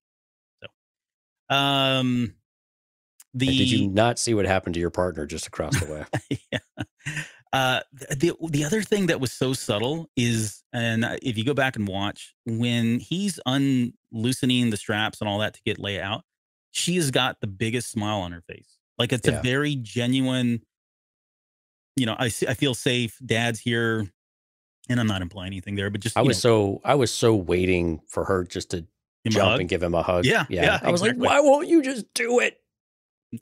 Yeah, I was with you, but it's such a sweet moment. You gotta see her face. Like, her eyes are moving back and forth, and she's got the biggest smile on her face, waiting for that final strap. And she just kind of jumps out, and that's fine. I think we get a better moment of that, obviously, at the very end. But what I like is Obi-Wan's reaction, though, too, here, because Obi-Wan gives her a much softer look than he has consistently, throughout the previous episodes. And when he said, you can hear it in his voice too, "I'm going to get you home now." Yeah. And it's just this very calm and, I mean, again, kind of fatherly, or brotherly or friendly. It's very different than, "You're a burden on me, and I'm just doing this because I was guilted into it by your dad." Yeah. So that part of it, that kind of bitterness, if you will, has gone away from Obi-Wan, and you get this again, that kinder and more generous, and the Obi-Wan Kenobi that we have known and loved is starting to resurface, and he's getting more comfortable with that being him. Yes. And that's not a bad thing to be those things, even in these really difficult times. Yeah, I think they did a good job, whether it was through, I guess, the stage direction, if you want to call it that, or the fact that Ewan put the time and effort into to kind of show us that progression, right, of all of these different aspects of what a Jedi is in the use of their power, in their compassion, in their selflessness, and seeing that starting to become more and more like the Obi-Wan that we know. And he's at the end of this episode, he is a stark different person than he was at the very beginning, So absolutely, we can talk more on that here in just a little bit. There's they head to the tunnel. Let's talk about the tunnel scene. It was another great tunnel scene. I saw somebody post the image of Luke in his tunnel scene, then Vader, and then Obi-Wan Kenobi, and you had the red, the green, and the red, blue lightsabers, and you never want to get caught in a tunnel with the Jedi unless you're another Jedi, I guess is Right. the story there. But he was on fire, man. Like he was doing and even in that just little scene, like where he starts at the very beginning, he looks a little awkward, but he's effective. But by the very end, like you said, he's like, I mean, he's flipping blaster bolts to knock out equipment or whatever that thing was, that panel there. And then he ends it with his blocking them backwards too, like from behind him. Yeah, shot that one stormtrooper, deflecting that. And then of course we get the little twirl, which I saw some of the reactions and people were just losing their minds over that, which is rightful or is right. I mean, I get it. I was pretty excited too. I was about to say, if you didn't, we're just going to end the show and just completely cancel the podcast. Yeah, we're done. We're hanging it up. Yeah. No, I mean, because you're starting to sound like a separatist. Yeah, that's my line. You don't get to use that one. You're supposed to be, I don't believe you. And you're starting to sound like a separatist. I mean, the only thing we're missing is his little like 2-finger point thing. And I wonder if we're going to get that because it feels like it'd be on the nose, but at the same time, I'm down for it. Like, let him do that to Vader. He did it well because he did it to Maul, right? So sure. It's his thing, right? Why not? Trademark move. And if he's back, man. You got to bring him back all the way. You can't stop at just a little twirl. So yeah, he looked a little rusty, got a little bit better there.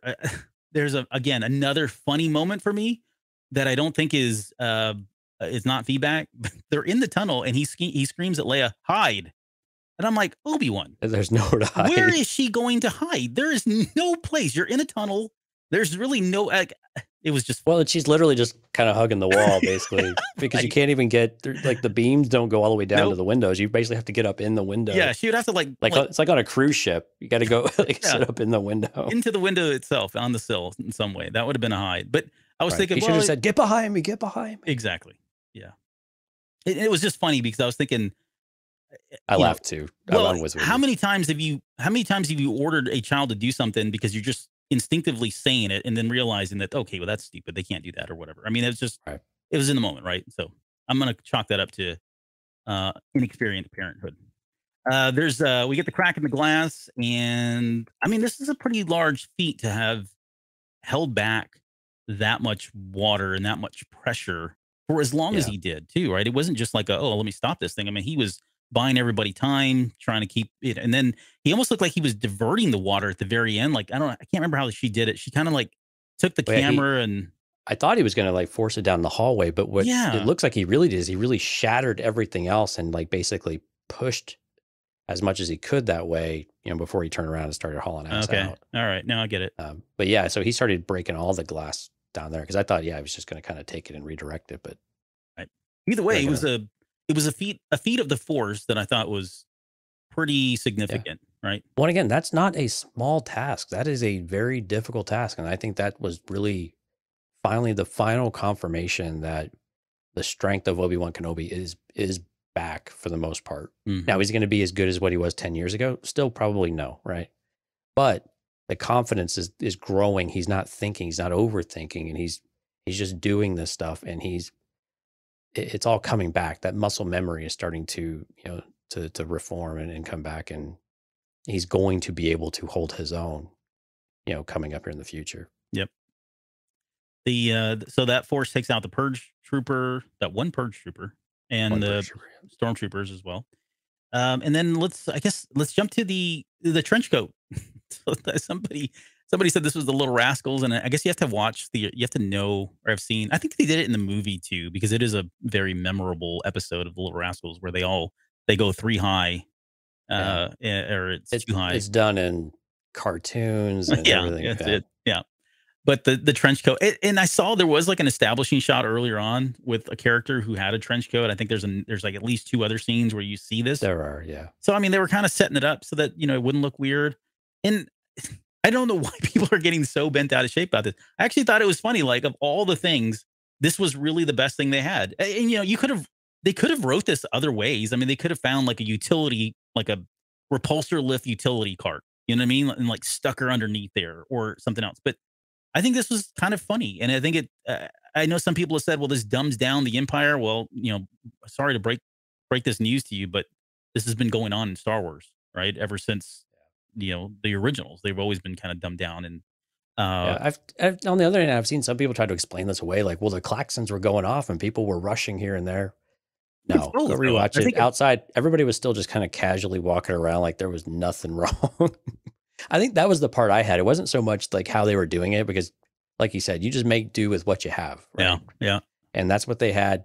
You do it and you just try not to get noticed. But they walked through a lot of Imperials when a lot of things were going on. And it wasn't that they were all, super crazy busy and just ignoring and bumping into everyone. Mm-hmm. They were literally just kind of strolling through. So I think some of the criticism's actually pretty valid in that regard. And that's not a hill to die on, though, by any stretch. No. But it was a bit. It was a bit comical, though, that they were just kind of strolling out. It was. It was comical, and I took it as almost a positive kind of comedy thing. Like, well, I mean, Obi-Wan, you could definitely tell, like, this is the dumbest thing I think I've ever done. Oh yeah, like how is this not going to work? It's not going to work. Not going to work. But again, you have to you have to take it at face value that there was a lot going on, and people may have been moving around casually. That's probably a limitation of the set itself more than anything else, and not having a lot of room to kind of hurry around in because they're on that what's it called? It's not the view freaking system, that stage system. The volume. The volume. Thank you. Yes. They've only got so much room on that thing, so they can't go run around on a full set like they normally would. So, and again, the Inquisitors, when they're still inside, I mean, the Inquisitors, I know, are walking the other way, and they're kind of on the far left, and the Inquisitors are coming at us. But again, Fifth Brother is totally consumed with being angry with Reva again, right? Yeah. And he's just, she's going to pay for this. It's just, again, it's just their focus isn't there, and they can't get out of their own stuff right in front of them. So when this was going on, the line that ran through my head was, "This is some rescue." Like, this was their best plan. So I have a genuine question, though. Like, what was their plan to get her out? It was never discussed. That's exactly where I was going. Like, what they were going out there, but what were they going to do when they got there? Because they had no expectations that, like, oh, you know what? They were probably going to take Tala's ship. Oh, that's where they were trying to head off to. Yeah, okay. So they were probably, I don't know why that just not clicked, but they were probably trying to get back to her ship. Okay, all right, that makes more sense. All right, I'll give them a pass on that one. But I was thinking, what were they planning on doing? Like, did they not? But I guess the ship was still there, and I guess they were banking on it not going anywhere, which kind of a. Now, I don't know where it was because I didn't see it, but it got moved, towed, got a wheel lock on it somewhere. Ken says it's like Shawshank Redemption. You never look at someone's feet. I love that line because I love that movie, and it's very true. Andy Dufresne says that you never look at someone's feet when he walks out with the Ward's shoes that he's been polishing the whole movie. So that's a deep cut. Let's see. So then we get the traitor line. Traitor! And this is Reva coming in. A traitor. Yep. And she says, Tala says, "This is never who I was." And what she's saying there, there were some people that I think that I saw people were asking questions about what she meant in that moment. And it's really about what we had said. She joined the Empire with all the good intentions and thinking that, she bought into all the marketing and all that stuff and the recruitment films and all that, and realized that, well, these guys are pretty awful people. And by her saying, "This is never who I was never somebody who belonged in this empire. So you can't label me as a traitor because I've never really been in this fight for you guys." Right. Right. Is all really that was kind of going. So this kind of gives her more of her backstory, and it aligns with her recent interview that she did as well. Again, this is the definitive moment of where clearly that end of the life is done for her to be able to confront that directly to the Inquisitor. I think it was a big moment for her. Of course, she had nothing else to do but just sit there and have a chat anyway. Yeah. As you're surrounded by stormtroopers and purge troopers. I was generally thinking like, wow, how the heck are they going to get out of this? Like, and I wasn't really anticipating the T-47s. I was kind of just caught up in the moment. This is where I was on the edge of my seat going, holy crap, what's going to happen now? Because the one thing that struck me interestingly also was the fact that Kenobi, and now the T-47s come in and they blow up the place and all that. And I'm not even going to talk about, well, how did they get out? And it looks like they could have stopped. And shut up, just watch the show, right? But when they could have stopped, there were some people like, how would they have stopped? They were coming in too fast. There wasn't a lot of room for them. I saw somebody took it, and then put the measurements up there, like this is approximately X amount of meters, and they were going at this speed, so therefore they wouldn't have been able to pull out of that. It would have been a suicide mission. I'm like, wow, Star Wars fans. Have you ever played Rogue Leader? Was that the video game where you could slow it way down, you could turn on a dime? Oh, I mean, yeah. come on, play some old Star Wars games, folks. Well, whatever. It's so frustrating. But that's not what I want to talk about. It's gonna be all right, my friend. It's gonna be all right. Here's what I want to talk about. The more substantial thing that I noticed is I felt like when that was going on, Kenobi used his blaster more than he did his lightsaber. And I thought, well, and again, this Didn't is not use his lightsaber at all. Yeah, he didn't pull it out. And I thought, well, he would have felt like more confident, especially with that much firepower going around him, flying everywhere and all that. It feels like that would have been the safer thing for him, the more secure option for him, rather than defaulting to his blaster. And I thought, well, maybe it's because he was worried about, Leia being there. But then no, he was fighting Leia right in front of her on two fronts, front and back, in some ways. So I don't know. Any thoughts as to why he would have? Is it just because he's still not 100% yet, and he had it in his hand and didn't really have time to think about it? Well, I think I don't know that he had it in his hand. I mean, because I think the reason why he didn't have his lightsaber in his hand is already. That's what I was saying. Well, yeah, he pulled it. Yeah, I think the reason why he didn't have the lightsaber anyway, if he would have pulled it out while they were in a standoff, likely just pulling it out would have opened fire like execution, squad style, right? Mm-hmm. So I think that makes sense. But I think some of it, yeah, you still have to go a little bit of where's the reflex? Is it the reflex to reach for the lightsaber, or is it to reach for the for the blaster? And I think while the lightsaber is becoming more of an extension of him again, I think it's still a habit to not reach for that as your first tool.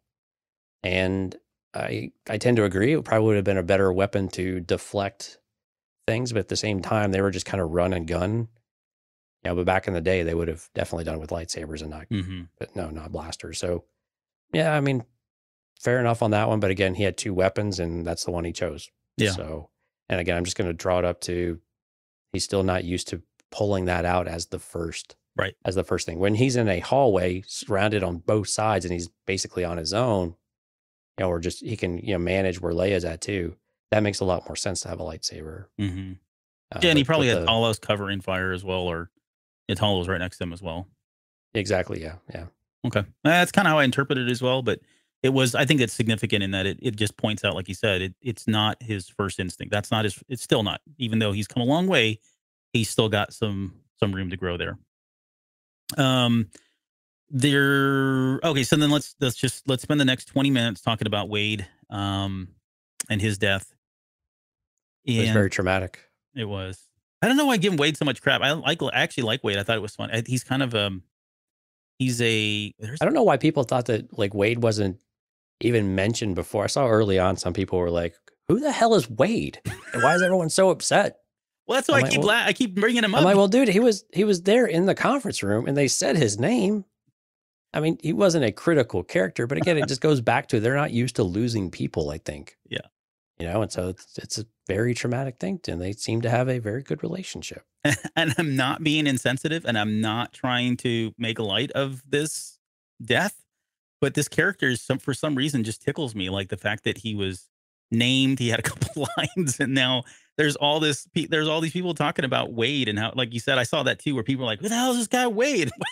I don't know. It just tickles me to death. So I'm gonna be at the forefront of pushing the Wade memes and bringing them up at any time. So if you see the Wade dissection coming, just know that'll be around April 1st next year as part of our April Fool's joke. Do what must be done. Okay. The people demand it, my friend. Yeah. Yeah. All right. So Reva blows up Wade. He goes down. Nothing. Yeah, it was curious though. Fifth brother was like, "Destroy them," and she's like, I thought, all right. I thought they were going to I thought they were going to ignite the sabers and go fly, like helicopter towards them or follow them in some way, because they both kind of jump. Does it seem less and less likely like that's going to happen? I don't know. Rupert, like I said, Friend said that he gets a lightsaber and he gets to spin around or whatever.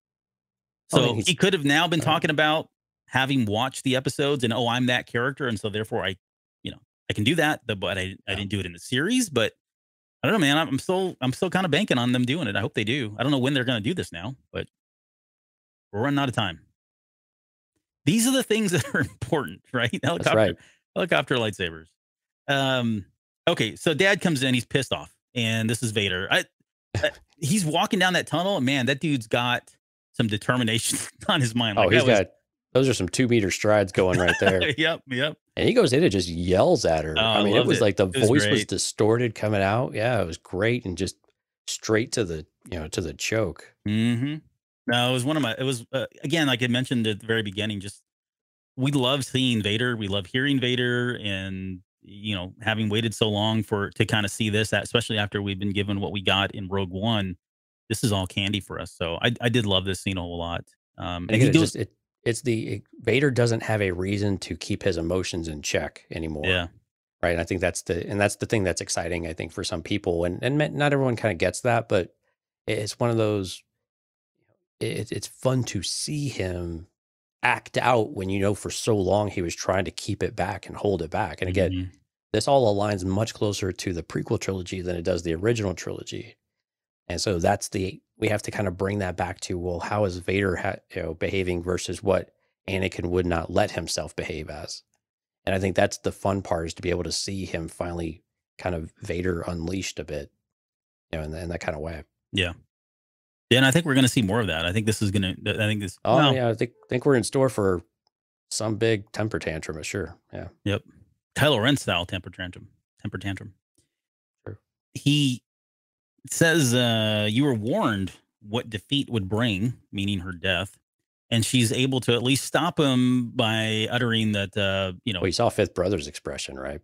No, I didn't see that. What did he do? He had it looked like a sneer at first, but you could tell it was a bit of a smile forming. Yeah, like he was just enjoying it way too much that she was finally getting what she deserved. I have to go back and watch that. I haven't seen that yet.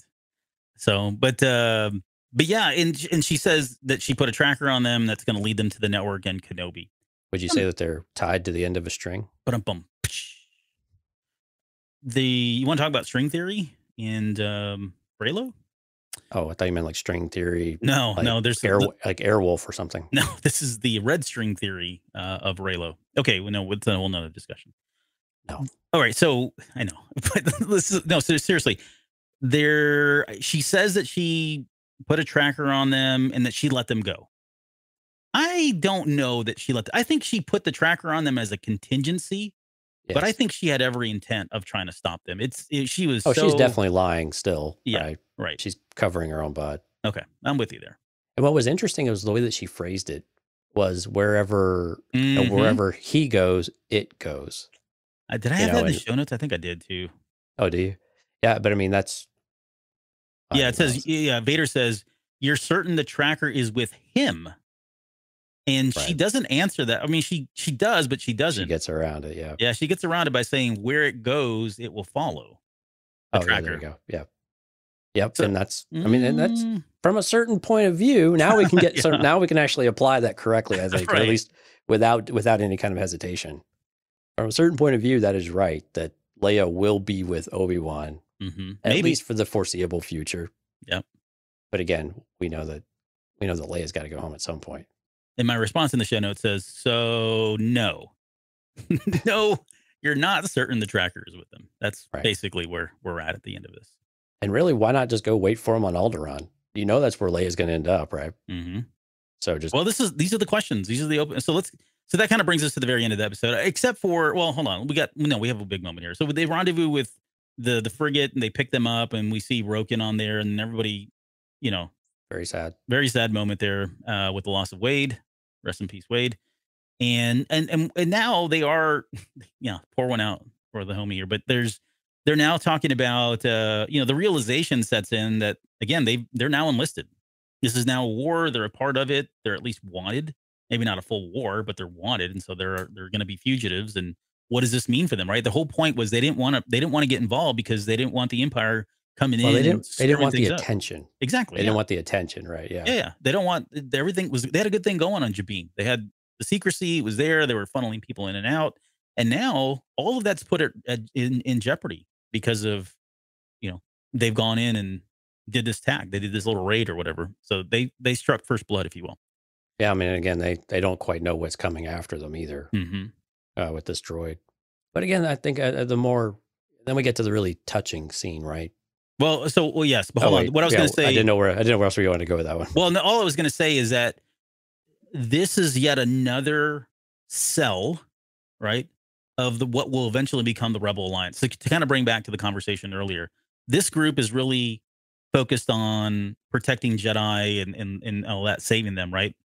And then you got people like Infus Nest that are that were oppressed and want to just take war to them. Then you've got the partisans in Saul Guerrera, and they're like the militant, Militant side, yeah. guerrilla warriors, guerrilla fighters that are almost they get to eventually they will become Bit the more extreme. extremists. Yeah, Yeah. right. They become the extremist terrorist group.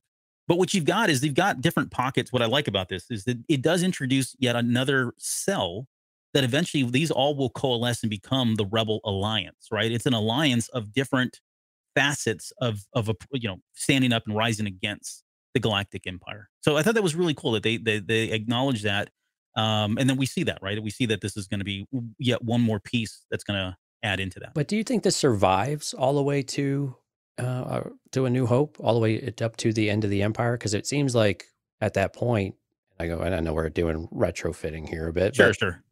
it seems like maybe at some point this type of task ends, Yes. and they stop doing this for either they just aren't finding anybody else, or it's taking too many resources and they need to be directed elsewhere.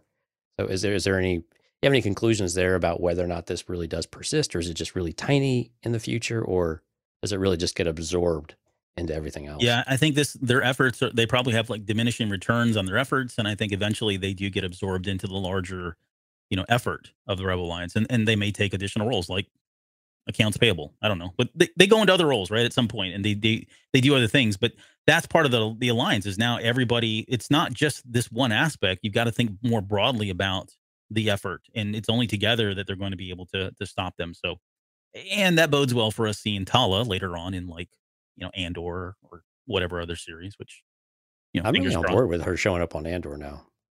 Let's do it, man. I'll write to some folks here after the show and see what they can do. All right, cool. Yeah, we'll write a stern letter. Letter. A sincere letter. Yeah. But the best moment, well, I said the lightsaber moment, but this was really truly the best moment. Was the moment touching moment? Yeah, yeah, with Leia, and I've seen some people talk about this, and I'm not, this scene probably means different things to different people, right? And what I mean by that is, if you've ever had a child grab your hand when you were down and you've been through something that's been, serious, right? A serious kind of event, or maybe not life-changing event, but life-threatening event, or just, you're shook in some way. right. The fact that children have the ability to sense that and grab your hand or touch you or give you a hug, it says so much about the child itself and your relationship to the child. And you feel so much better about what you've done, that you've brought this person into the world and that they're so compassionate. And I think that's what we see here. We see Leia's compassion. She has every right to be in fear. She has every right to be scared, thinking about herself, crying, self-pitying, whatever it is. And yet she's the one that grabs Obi-Wan's hand and pulls it over to him. And then together they hold hands. But you can see it on Obi-Wan's face, like he's surprised that she did that.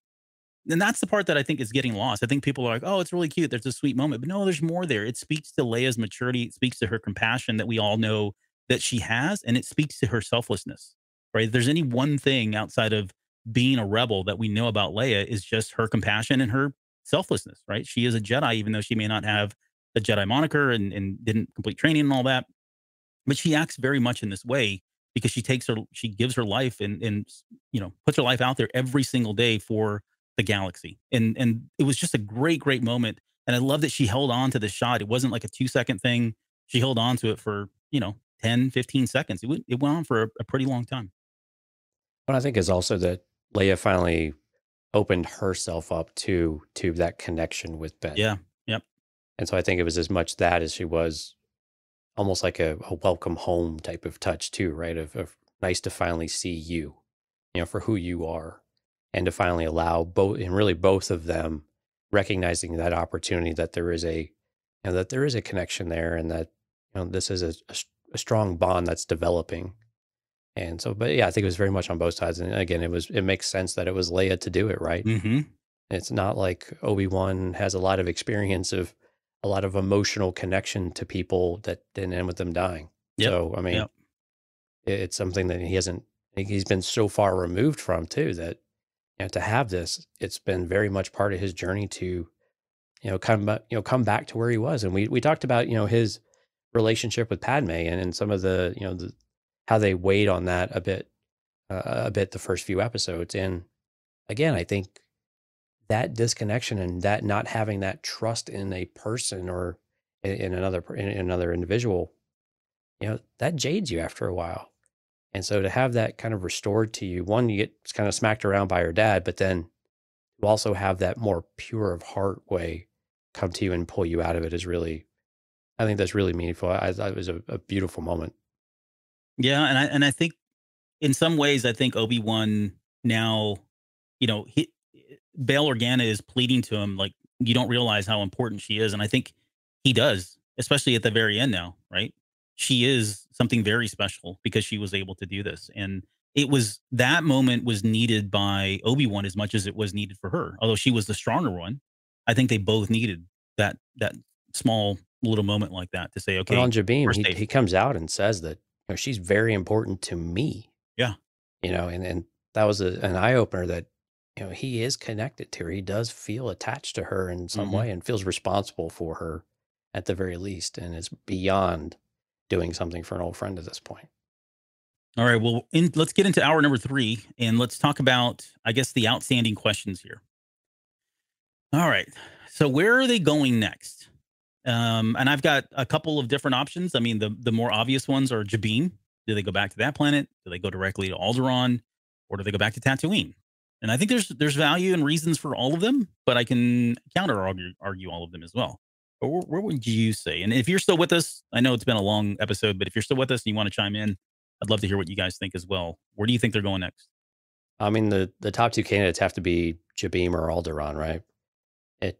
For Obi-Wan to take her back to Tatooine, I think poses a bit too much of a risk.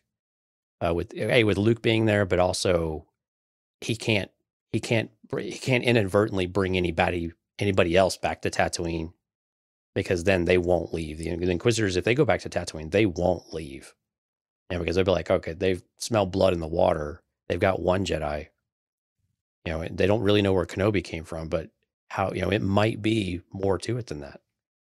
And so if they get any kind of inkling that he's there, I think that would really screw things up. So I think Jabim and Alderaan are the clearer examples of it. Either Jabim to go back and stage it so they can get a ride, back to Alderaan themselves.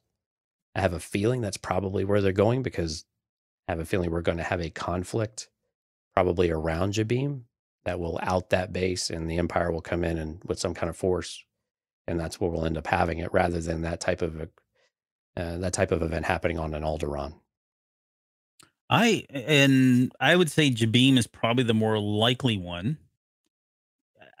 So they have no reason to think the Empire is after them, right? They don't Right. know. I mean, as far as they know, they got away, and so at this point, they can go wherever they want to. The only thing I was thinking is about Tatooine is that's where Bail met Obi-Wan Kenobi, and if he is thinking that, hey, I don't want this to be traced back to me. I mean, he shows up and he's in a cloak, and it seems like he was trying to be real secretive that he was even on the planet, right? For obvious reasons, because he doesn't want to associate himself with him. Now, hold that, because I know that's the one thing that we're going to talk about here is that association now, because I think it's implied now, all right, heavily implied. But if they go back to Tatooine, then that's a point where he can pick up a Leia and they can get out of there, and it can look like they never, they don't have a direct ship coming to Alderaan to drop her off. I think that's more dangerous than going to Tatooine. Okay, but I still think it's going to be Jabim, and I think we're probably going to have, I mean, unless we got 2 episodes left, so we don't know how long those episodes are. So they could still have another confrontation planet, but at least with 2 episodes left, I would say the final confrontation that we've all been waiting for maybe does happen on Jabim. I don't know where it did. We didn't get to see a lot of the sets that were there. It looks like it's just, a desert planet of some sort. And I mean, and they were kind of in this mountainous type of region, potentially kind of rocky outcroppings. Yeah, really no idea what the landscape there or right. the geography looks like. So, but that would be my guess is Jabim. I don't know. What do you think about the Tatooine thing, though? I mean, yeah, I didn't think about that. That's where Bail, but really the only reason why Bail came out there was to pull Obi-Wan out of his cave, pretty much literally. Mm-hmm. And so it seems like to me it would make more sense to have a rendezvous point, probably not Jabim. Yeah, not Although, Jabim, not Alderaan, and not Tatooine. Honestly, right? right? I mean, It would be like, yeah, it would be like at the end of Revenge of the Sith, right? They met on the ship, and then they met on the asteroid, something like that. Neutral location, rendezvous point. That would make a lot of sense. Presumably, Bail knows about Jabim, though. yeah, So, I would have guessed. Yeah. so he could go there, although I think that's a risk, especially at this point.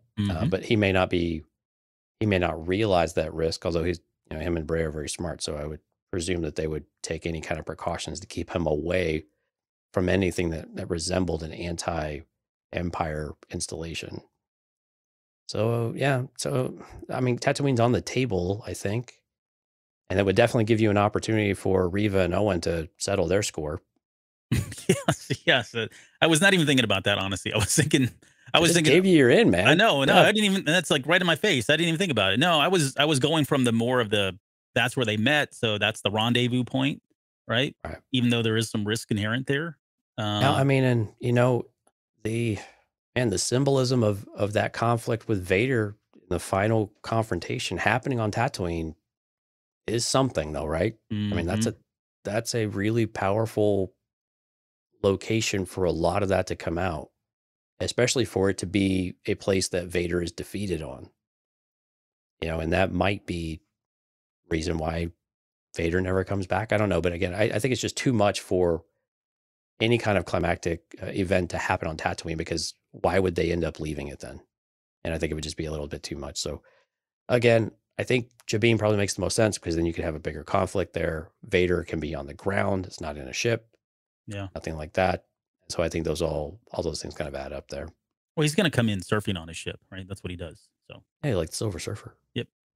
Or like like Teen Wolf. Twilight of the Apprentice.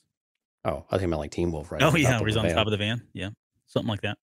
Okay, so the burning question that I think everybody's been talking about now, especially Vader. Vader's not on fire. No, the burning question. Good night, everybody. We'll see you next week. No, so this is Bail Organa. He's kind of made a mess of this, right? Or he's in a mess. How about that? Because I don't know, like even prior to this episode, I was thinking, okay, he's still got some, plausible deniability here, right? He can still hide behind, I'm a senator. I can still hide behind, the emperor's not wanting to meddle, or not, wanting to control the political affairs and not have to worry about these grunts and all that, right? But the reality is he now has Reva and potentially Vader, who's going to tell Reva. So there's a couple of ways they can get out of this still, I think. But okay. So assuming Reva tells Vader, oh, by the way, they have Bail Organa's child. Oh, how did that happen? Well, I knew Bail Organa and Kenobi had a relationship, and so therefore I used him as the bait to smoke him out. That right there is like incriminating in a lot of ways. More that in itself is incriminating. So I don't know how he gets out of that. The way he would get out of that is Reva doesn't tell Vader. Although she dies. Yeah. Or the fifth brother. I mean, the fifth brother saw it too. So why wouldn't the fifth brother tell him? I don't know if they have that relationship, but other people were privy to seeing Leia. And so that's actually probably a better point, is why is the fifth brother not told Vader? But in their defense, Vader may not give him the opportunity though either. Well, yes, that's again, I said there's a couple ways you can get out of this, and it could just be as simple as Vader just does not even care. Because on some levels, he's not really concerned with that. He's really more concerned about Kenobi. And okay, first, and I'll come back to that in a second. He's also really more concerned about the path, potentially, right? For Project Harvester, for the fact of, extinguishing the light of the Jedi completely. And really, Leia and the Organas don't really have a direct tie there. I mean, yes, they're abating the Jedi who's helping them, but at the end of the day, what have they really done? Right? It's just guilty by association. So they don't really have any to pin on them from that perspective. But here's the question I have for you. Except, why would Obi-Wan be helping save his child? Well, that's where my question is. What if Obi-Wan, or what if Bail Organa puts up the defense of, well, I just reached out to somebody and they hired someone else. Raja, I don't know, pick somebody, right? He can make up somebody and say, my child was abducted by your person, which you should have never done. and I needed my child back. And so I went and asked for help. And I've got no contact, no relationship with Kenobi. Yes, we had a relationship in the past, but that was through a third party and someone else went out and found him. And it just so happened to be that guy. And it's not a strong argument, but could Yeah, he I was just, about to say this isn't. You're not going to be on the stand convincing a jury of this. well, you're not going to convince Vader of it, I guess, is where I'm going. But Right? I mean, Yeah, but exactly. does he have that? How much of a defense does he have just to say, look, I didn't know it could have been anybody. I reached out to tons of people. This wasn't the one person I reached out. I reached out to all kinds of bounty hunters. I reached out to my own forces But that's and the thing. anybody He that would did. listen. But that's the thing. There's no evidence of any of that. So, And the first thing would have been, why didn't you go talk to the Senate? Why didn't you make this claim so that you could have? I mean, everybody would put resources into finding a senator's child, right? And so I think that's going to be the thing. There's no evidence that he did any of the above, and because he willfully didn't want to make any noise about it and do everything off the record. Now you could definitely argue that he would say, okay, well, I had my own people out there, and who they get involved, I have no idea about. But I think if Vader is involved, knowing, and he knows who Bail Organa is, he would likely. Well, I think the likelihood that Vader would question his motives seems pretty high. I think. Again, it's just there's not enough evidence that Bail Organa did anything, and he kept it so quiet. And again, there's an argument why you would not publicize this, right? Mm-hmm. Because then you get every Tom, Dick, and Harry and bounty hunter out there, and you can't predict what they will do, right? And you can't trust bounty hunters. He's got to go. He's got his own force, so it was an internal matter. I guess you could argue that way, but at the same time, that you wouldn't tell anybody seems, and then you just kind of go about your day job. It seems a bit. It seemed a bit fishy, right? If they were questioning Tala, certainly they would start questioning Bail Organa over that, especially when someone like Obi-Wan Kenobi, who they used to know each other quite well, it just seems a little too convenient, for that to just be swept away on the rug. So I think the question, so maybe what it boils down to, we have lawyer friends that listen to this show. We should reach out to them. I think where this boils down to is the You're crime. assuming the Empire operates like an actual court of law. Yeah, no, they don't. I know. Yeah, they don't have really due process or anything like that. Nah. But for the sake of this, I think the question then boils down to, is aiding and abetting a Jedi? Because they have that evidence? Do they have that as evidence? Yes. Right. They don't. Well, do they need much evidence for it to be considered evidence? But what's the crime? Aiding and abetting an enemy of the Empire. Did they, though? Conspiracy. Well, it doesn't matter if they did or didn't. This sounds like it's more. You definitely sound like a separatist now. No, I was going to say, this sounds like A Few Good Men, where he's like, it doesn't matter what I think, it matters what I can prove, right? Yeah. But again, it doesn't matter what you could prove, because the Empire, once you're guilty, you're guilty. You're guilty until proven innocent, right? Yeah. And even then, you still might suffer. So I just think there's when it comes to the Jedi in particular, in rebel cells, I think in general, there appears to be effectively a zero tolerance policy in place. Mm-hmm. And again, they're not above. I mean, like they were going to do with Tala, right? We will interrogate you. Presumably, that is the equivalent of potential torture, just to confirm that you're telling me the truth of your own people.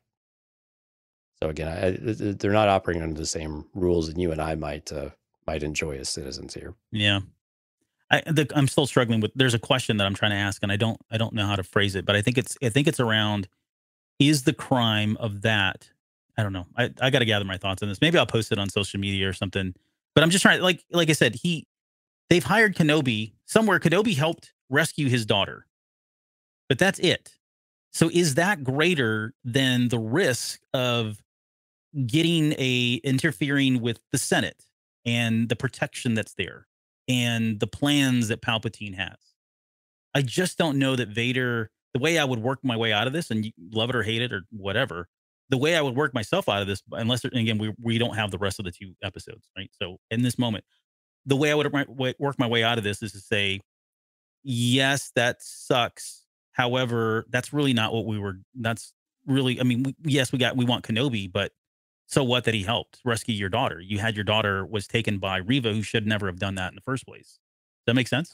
Yeah, no, I understand it. I just don't know that anybody. I mean, let's ask the question here. So, does the Senate know about the Inquisitors? Do they know what they do? I would mean, say do yes. I don't know. Do they know what they do? Is probably less so. And do I they don't turn know. a blind? Well, and it sounds like I mean, so well, let's go down that path though. So if the Senate does know, then they are basically allowing the Inquisitors to do this type of thing anyway, right? So they're sanctioned.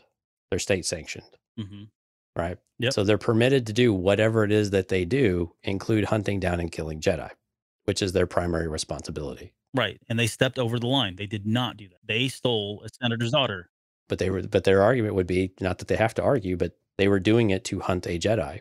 And this senator over here has known how to contact a Jedi this entire time and didn't say anything. No, they have to prove that. No, they don't. They don't have to prove anything. That's my point. They don't have to prove anything.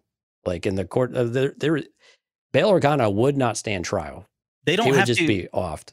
So they don't have to prove anything if you buy that the Empire is going to go in and can just wipe them out. And I'm saying that defense is predicated on the fact that they're not going to interfere with the Senate. They're not going to go attack the Senate. They're not going to go hold Bail Organa accountable for this because they've already established that they're it's a senator's daughter and she's protected. And I mean, I think this is the case where this would go to the Emperor himself. This wouldn't go to the Senate. So this would be Vader reporting this to Palpatine at this case about what do we want to do with Organa? Because if he's been doing this, what else is he doing? And then that's kind of where the conversation goes. Does Palpatine see enough value in having Organa around and to keep an eye on, or is it something that he needs to snuff out because there's the inkling of rebellion at this point? I think it's going to be a kind of a risk-based assessment, right? Of whether or not he thinks that Bail is actually has the ability to do a lot of this stuff. And let's look at Organa. He's rules over Alderaan, has money, has resources, hides behind a kingdom of pacifism, basically, and preaches peace. And all of these things seem like, ripe for sympathizing for any kind of non-Empire thing. And they have to know that Bail Organa is not a fan of the Empire. I'm assuming. Again, I don't remember a lot of the politics of what he was doing specifically around this time, but we know that he's not a fan of it. But how much of that actually comes out in his day-to-day stuff? And yet they're going to allow him to stick around for 8 to 10 years? Yeah. I mean, so that's what I'm saying. I don't think this information gets to Vader at all, because if it gets to Vader, then it gets to Palpatine. Yeah. Yeah, that's a long time for them to allow this to kind of fester. And so, yeah, I'm with you. Either that, or like you said, and where I was going when I said earlier about, does he care enough? I think you said it better. What I was struggling with is, I think it's more about the calculated risk, right? Is the risk great enough that he would bring charges or wipe, him out or whatever it is? Or does he see this as okay, well, now I'll just keep an eye on Bail Organa, start monitoring his, whatever, because he does have these contacts and maybe it does lead to something more. Does he try to use that to his advantage in some way? The honest truth is this is a very sticky situation for them. And again, we don't have the benefit of the next 2 episodes, but there are a lot of things that are very incriminating for Bail Organa. And I don't know that people are going to just be okay with them going, oh no, he's fine. And Leia goes back and it's a happy ending. And then everybody's washing their hands clean of all this. I don't think there's going to be an uprising. Either they have to snuff out the message before it gets anywhere, or there has to be some sort of fallout. And it has to be, I mean, from a fan perspective, I mean, there has to be some sort of fallout for Bail Organa when clearly it doesn't quite appear that ever happens. And so what would that actually be that would be meaningful? And it wouldn't degrade and really cut off kind of this series, I think, more so than anything else at the knees, So that's why I just don't think it's going to be easier just to keep that information inside the box. Harold Joby's been on the defense of this. I don't know if you've seen he's been responding to a lot of the feedback, more around the Inquisitor than anything else, still. But he made a statement yesterday or today saying that they're well aware of some of the potential scene plot holes, breaking of canon. They're well aware of it. He said they spent a lot of time talking about this. They didn't just make this up. Yeah. And that everything will, they'll eventually get to it. And now there's rumors as of today and credible on some levels, depending on, again, who you trust, saying that now they've gone back and altered the ending to the series to allow for a season 2. Or some sort of extension of this in some way, right? I don't want to call it season 2, but yeah. Yeah. And that's why I was alluding to that last week, because this has been out there for a week or two now, that the initial response was so positive that do we really want to do some of the things that we're doing, and do we need to adjust that? And that's where it's difficult to see how they would go about doing that, because you would have to think that that would be more of a really hardcore edit. And we've seen what hardcore edits can do. I mean, they can fix some things, but they can also break some stuff. Yeah, and I think you pacify people by at least not explaining things, ending it too soon, but then saying, "Don't worry, more is coming." Right? They can't wait to announce this sequel, extension, whatever. 6 to 9 months, 12 months from now, everybody's gonna be pissed off from that time. It's just gonna be The Last Jedi all over again, right? Waiting for The Rise of Skywalker to come out. But I think the hunt for Kenobi, though, is always such it's like, how long do you want to let that go on before you say, okay, now I don't have enough time for Tarkin to believe that Kenobi is dead, right? And that he could have outlived his life and things like that.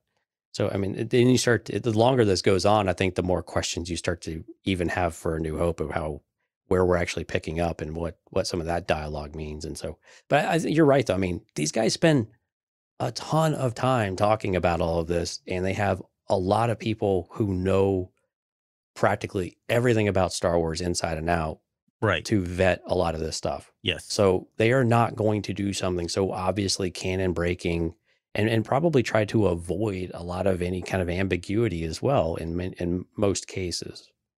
And so I'm willing to give them the benefit of the doubt, knowing that we've still got 2 episodes. We know we have a lot to get through here. And if there's a season 2 or something that is, again, more Kenobi later on, whatever that might be, I'm very curious how much further we can really go with all of this stuff. Yeah. And just remember, and we've said this many times, although you may not like what happens, if it's a possibility, just accept it. I hate to say that. I hate to be so black and white about it, but you may not certainly have your preference. Yeah, sure, that's your prerogative. Yeah, there's plenty of stuff that I didn't agree with in terms of how Star Wars went. But guess what? It is what happened, and we just accept it and move on and make stay positive about it and keep talking about how much we love Star Wars. So again, it may not turn out the way it's not going to go the way you think it's going to go, but yeah, it just try to don't get too caught up in your expectations and own headcanon that this destroys you, because it's not worth it. You know what it is crazy though, Albert, is how many people have stuck with us for 2.5 hours as we've gone through this episode, and we've tacked on a little bit of a bonus discussion here over the last 15-20 minutes. Well, and I think it was important to talk about this because I think it is a big issue that's going to start to kind of, there's already a lot of people talking about it, and we've still got I don't know how many days left before we get to the freaking 5th episode. So yeah, I mean, we're less than 2 weeks, and it's not fast enough for people. Yeah. And I did read this online, and we all know that as a culture, especially Western culture, I guess now, we do have a bit of an attention deficit issue. Our attention span we want if not instant, we want very quick gratification. We want a lot of answers immediately. TikTok brain. And some of that's, what's that? I said TikTok brain. Well, yeah, and I think also is because we have a lot of information at our disposal and at our fingertips frequently. And so how quickly we're able to gather information ourselves and we have a lot of power over that. Mm-hmm. But when you look at current events, they take so long to event. You can't just skip to the end, right? And it's the same with some of these shows. We just want all the answers right away. And good drama, good storytelling, and all of that keeps you engaged and keeps you wanting to know what happens. And I got to be honest with you, it creates these good debates that we just have to be respectful to each other as we go through it. These debates can be fun, and they can be like what you and I have. You and I aren't going to agree on everything. Sometimes I think some of the things you come up with are just completely out in left field, but it doesn't mean it's not fun to do with you. Right. And we both come into it saying, this is for fun. We enjoy this. We enjoy each other's company. And while we be on different sides of something, this is what we're here for. We're here to speculate. We're here to have fun. And so those types of things are really important to continue to do. And unfortunately, if you're just looking for answers, well, I'm sorry, you're going to have to wait. Yep. For 4 weeks to get 5 episodes, and that's just the reality of it. Or you can go just search, Reddit for the Star Wars leaks, and just live vicariously through leaks and not watch the content at all. That's probably better for some people to do. I But don't yeah, know, but yeah, man. That creates a lot of drama too. yeah, it does too. But no, you're right. I mean, this is what we used to do back in the day before the internet, right? And we had to So wait we just did it years. around a coffee table. Yeah, wait years for another movie to come out, or not at all, and make up our own stuff. And that's why I have some of these kind of whacked out, crazy theories. Because Oh no, man, they're I'll wrote a super lot of fun, fanfic. man. All right, well, let's get out of here because I think we're already at 2.5 hours. You got shout outs before we go? Yeah, I sure do. Again, we do a live stream for everyone that's listening to the podcast. Tonight we had Jonathan, Steph, Ken, Kathy, Jorge, Lego Cat 3000. Love that name. Abel Garcia, Christopher Gassler, Richard Williams, Eugene Bird, Lauren, and then Ryman 6000. Ryman 6000. I don't really know how to pronounce it. Yeah, Ryman 6000. So anyway, Also, we had a lot of people watching as well. Go ahead. We had Richard Williams and Abel Garcia as well. I don't know if you called them out, but they were Yes, on. I did. Yeah, I'm sorry. Yeah, they were on the Facebooks, hitting the like button. We certainly appreciate that. And again, everyone, we certainly appreciate all of the support for the show and for coming out and sticking with us for 2.5 hours of part 4 of Obi-Wan Kenobi Breakdown. Yep. 2.5 hours and only a 30-minute episode. That's what we get. That's what you get. That's right. Quality These time. things don't really scale well. Yeah, but no, we'll figure it out eventually. No, this is every time we say we're going to make it shorter, everybody goes, no, keep going, keep talking. So we'll continue to do it until the numbers start to drop. Okay. Or until we pass out from exhaustion and heat under the lights. Yes. Yeah. I've got, so I did record the unboxing of my High Republic book set that I picked up at Star Wars Celebration, the one that you see there behind Jonesy for watching the feed here. And I had a problem with the camera. It was a little shaky. And so I'm going to just redo it, but I'll take the shake. I'm going to redo it. You're not going to get the benefit of me opening the pages and seeing the reaction. So it's going to be more of a, hey, look what I got and you didn't kind of thing. Okay. So I've got that. You know what you can do is you record the video, but you dub over your audio. Oh, well, you should have said that off the air. I would have done that. No, it's the camera's too shaky. Like well, right. You just re-record the video and then you just use the audio you had. Well, I can't open the shrink wrap's gone is what I was saying. Oh, well, yeah. I mean, there's ways around I guess I got to cut that too. Either way, I'm probably going to redo it and I'll share that. It's still going to, regardless, it's still going to be worth it because this is an amazing box set. Yeah, it's very cool. But I still have that. I still have the 3rd book of the Thrawn trilogy. That's still in a cardboard box. I've not even opened that. And a couple other things that I'm still planning on doing. Yeah. It's still like, this is a massive box. Look at the box it came in. It's huge. That's definitely protected though. For one box. Yeah. And I can just hear the foam in there. It's all encased in that. So that'll be fun to open up. Yep. All right. Anything else before we get out of here? I hope that's it. Okay. Well, thanks for coming out to this show tonight. And we'll be back on Tuesday of next week. We've got a number of shows that we're still planning on doing. We'll start getting into some of the stuff that was shown at Star Wars Celebration, breaking that down very soon. So look for that. But and next week for the Kenobi Part 5, we're actually going to do it on Wednesday night. So you're going to get a much more raw reaction from us on the show. So we're on Tuesday and Wednesday next week. Oh man, we got back-to-back shows. Okay, yeah, back-to-back, baby. All right. Well, with that, we'll see you guys next week.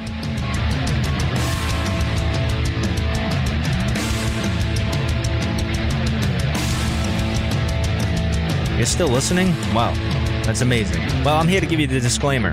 Normally we do a big, long, drawn-out disclaimer thing saying what's what and who's what and all that other stuff, but I think you guys kind of know that Lucasfilm and Disney have no affiliation with us at all, and we have none with them. We talk about Star Wars, which is their property and all that other good, fun stuff, but I think you can tell which is our stuff and which is their stuff. If you can't, well, then send a lawyer to send an email to me and I'll be glad to chat with them. Other than that, you know what's what, so that's your disclaimer.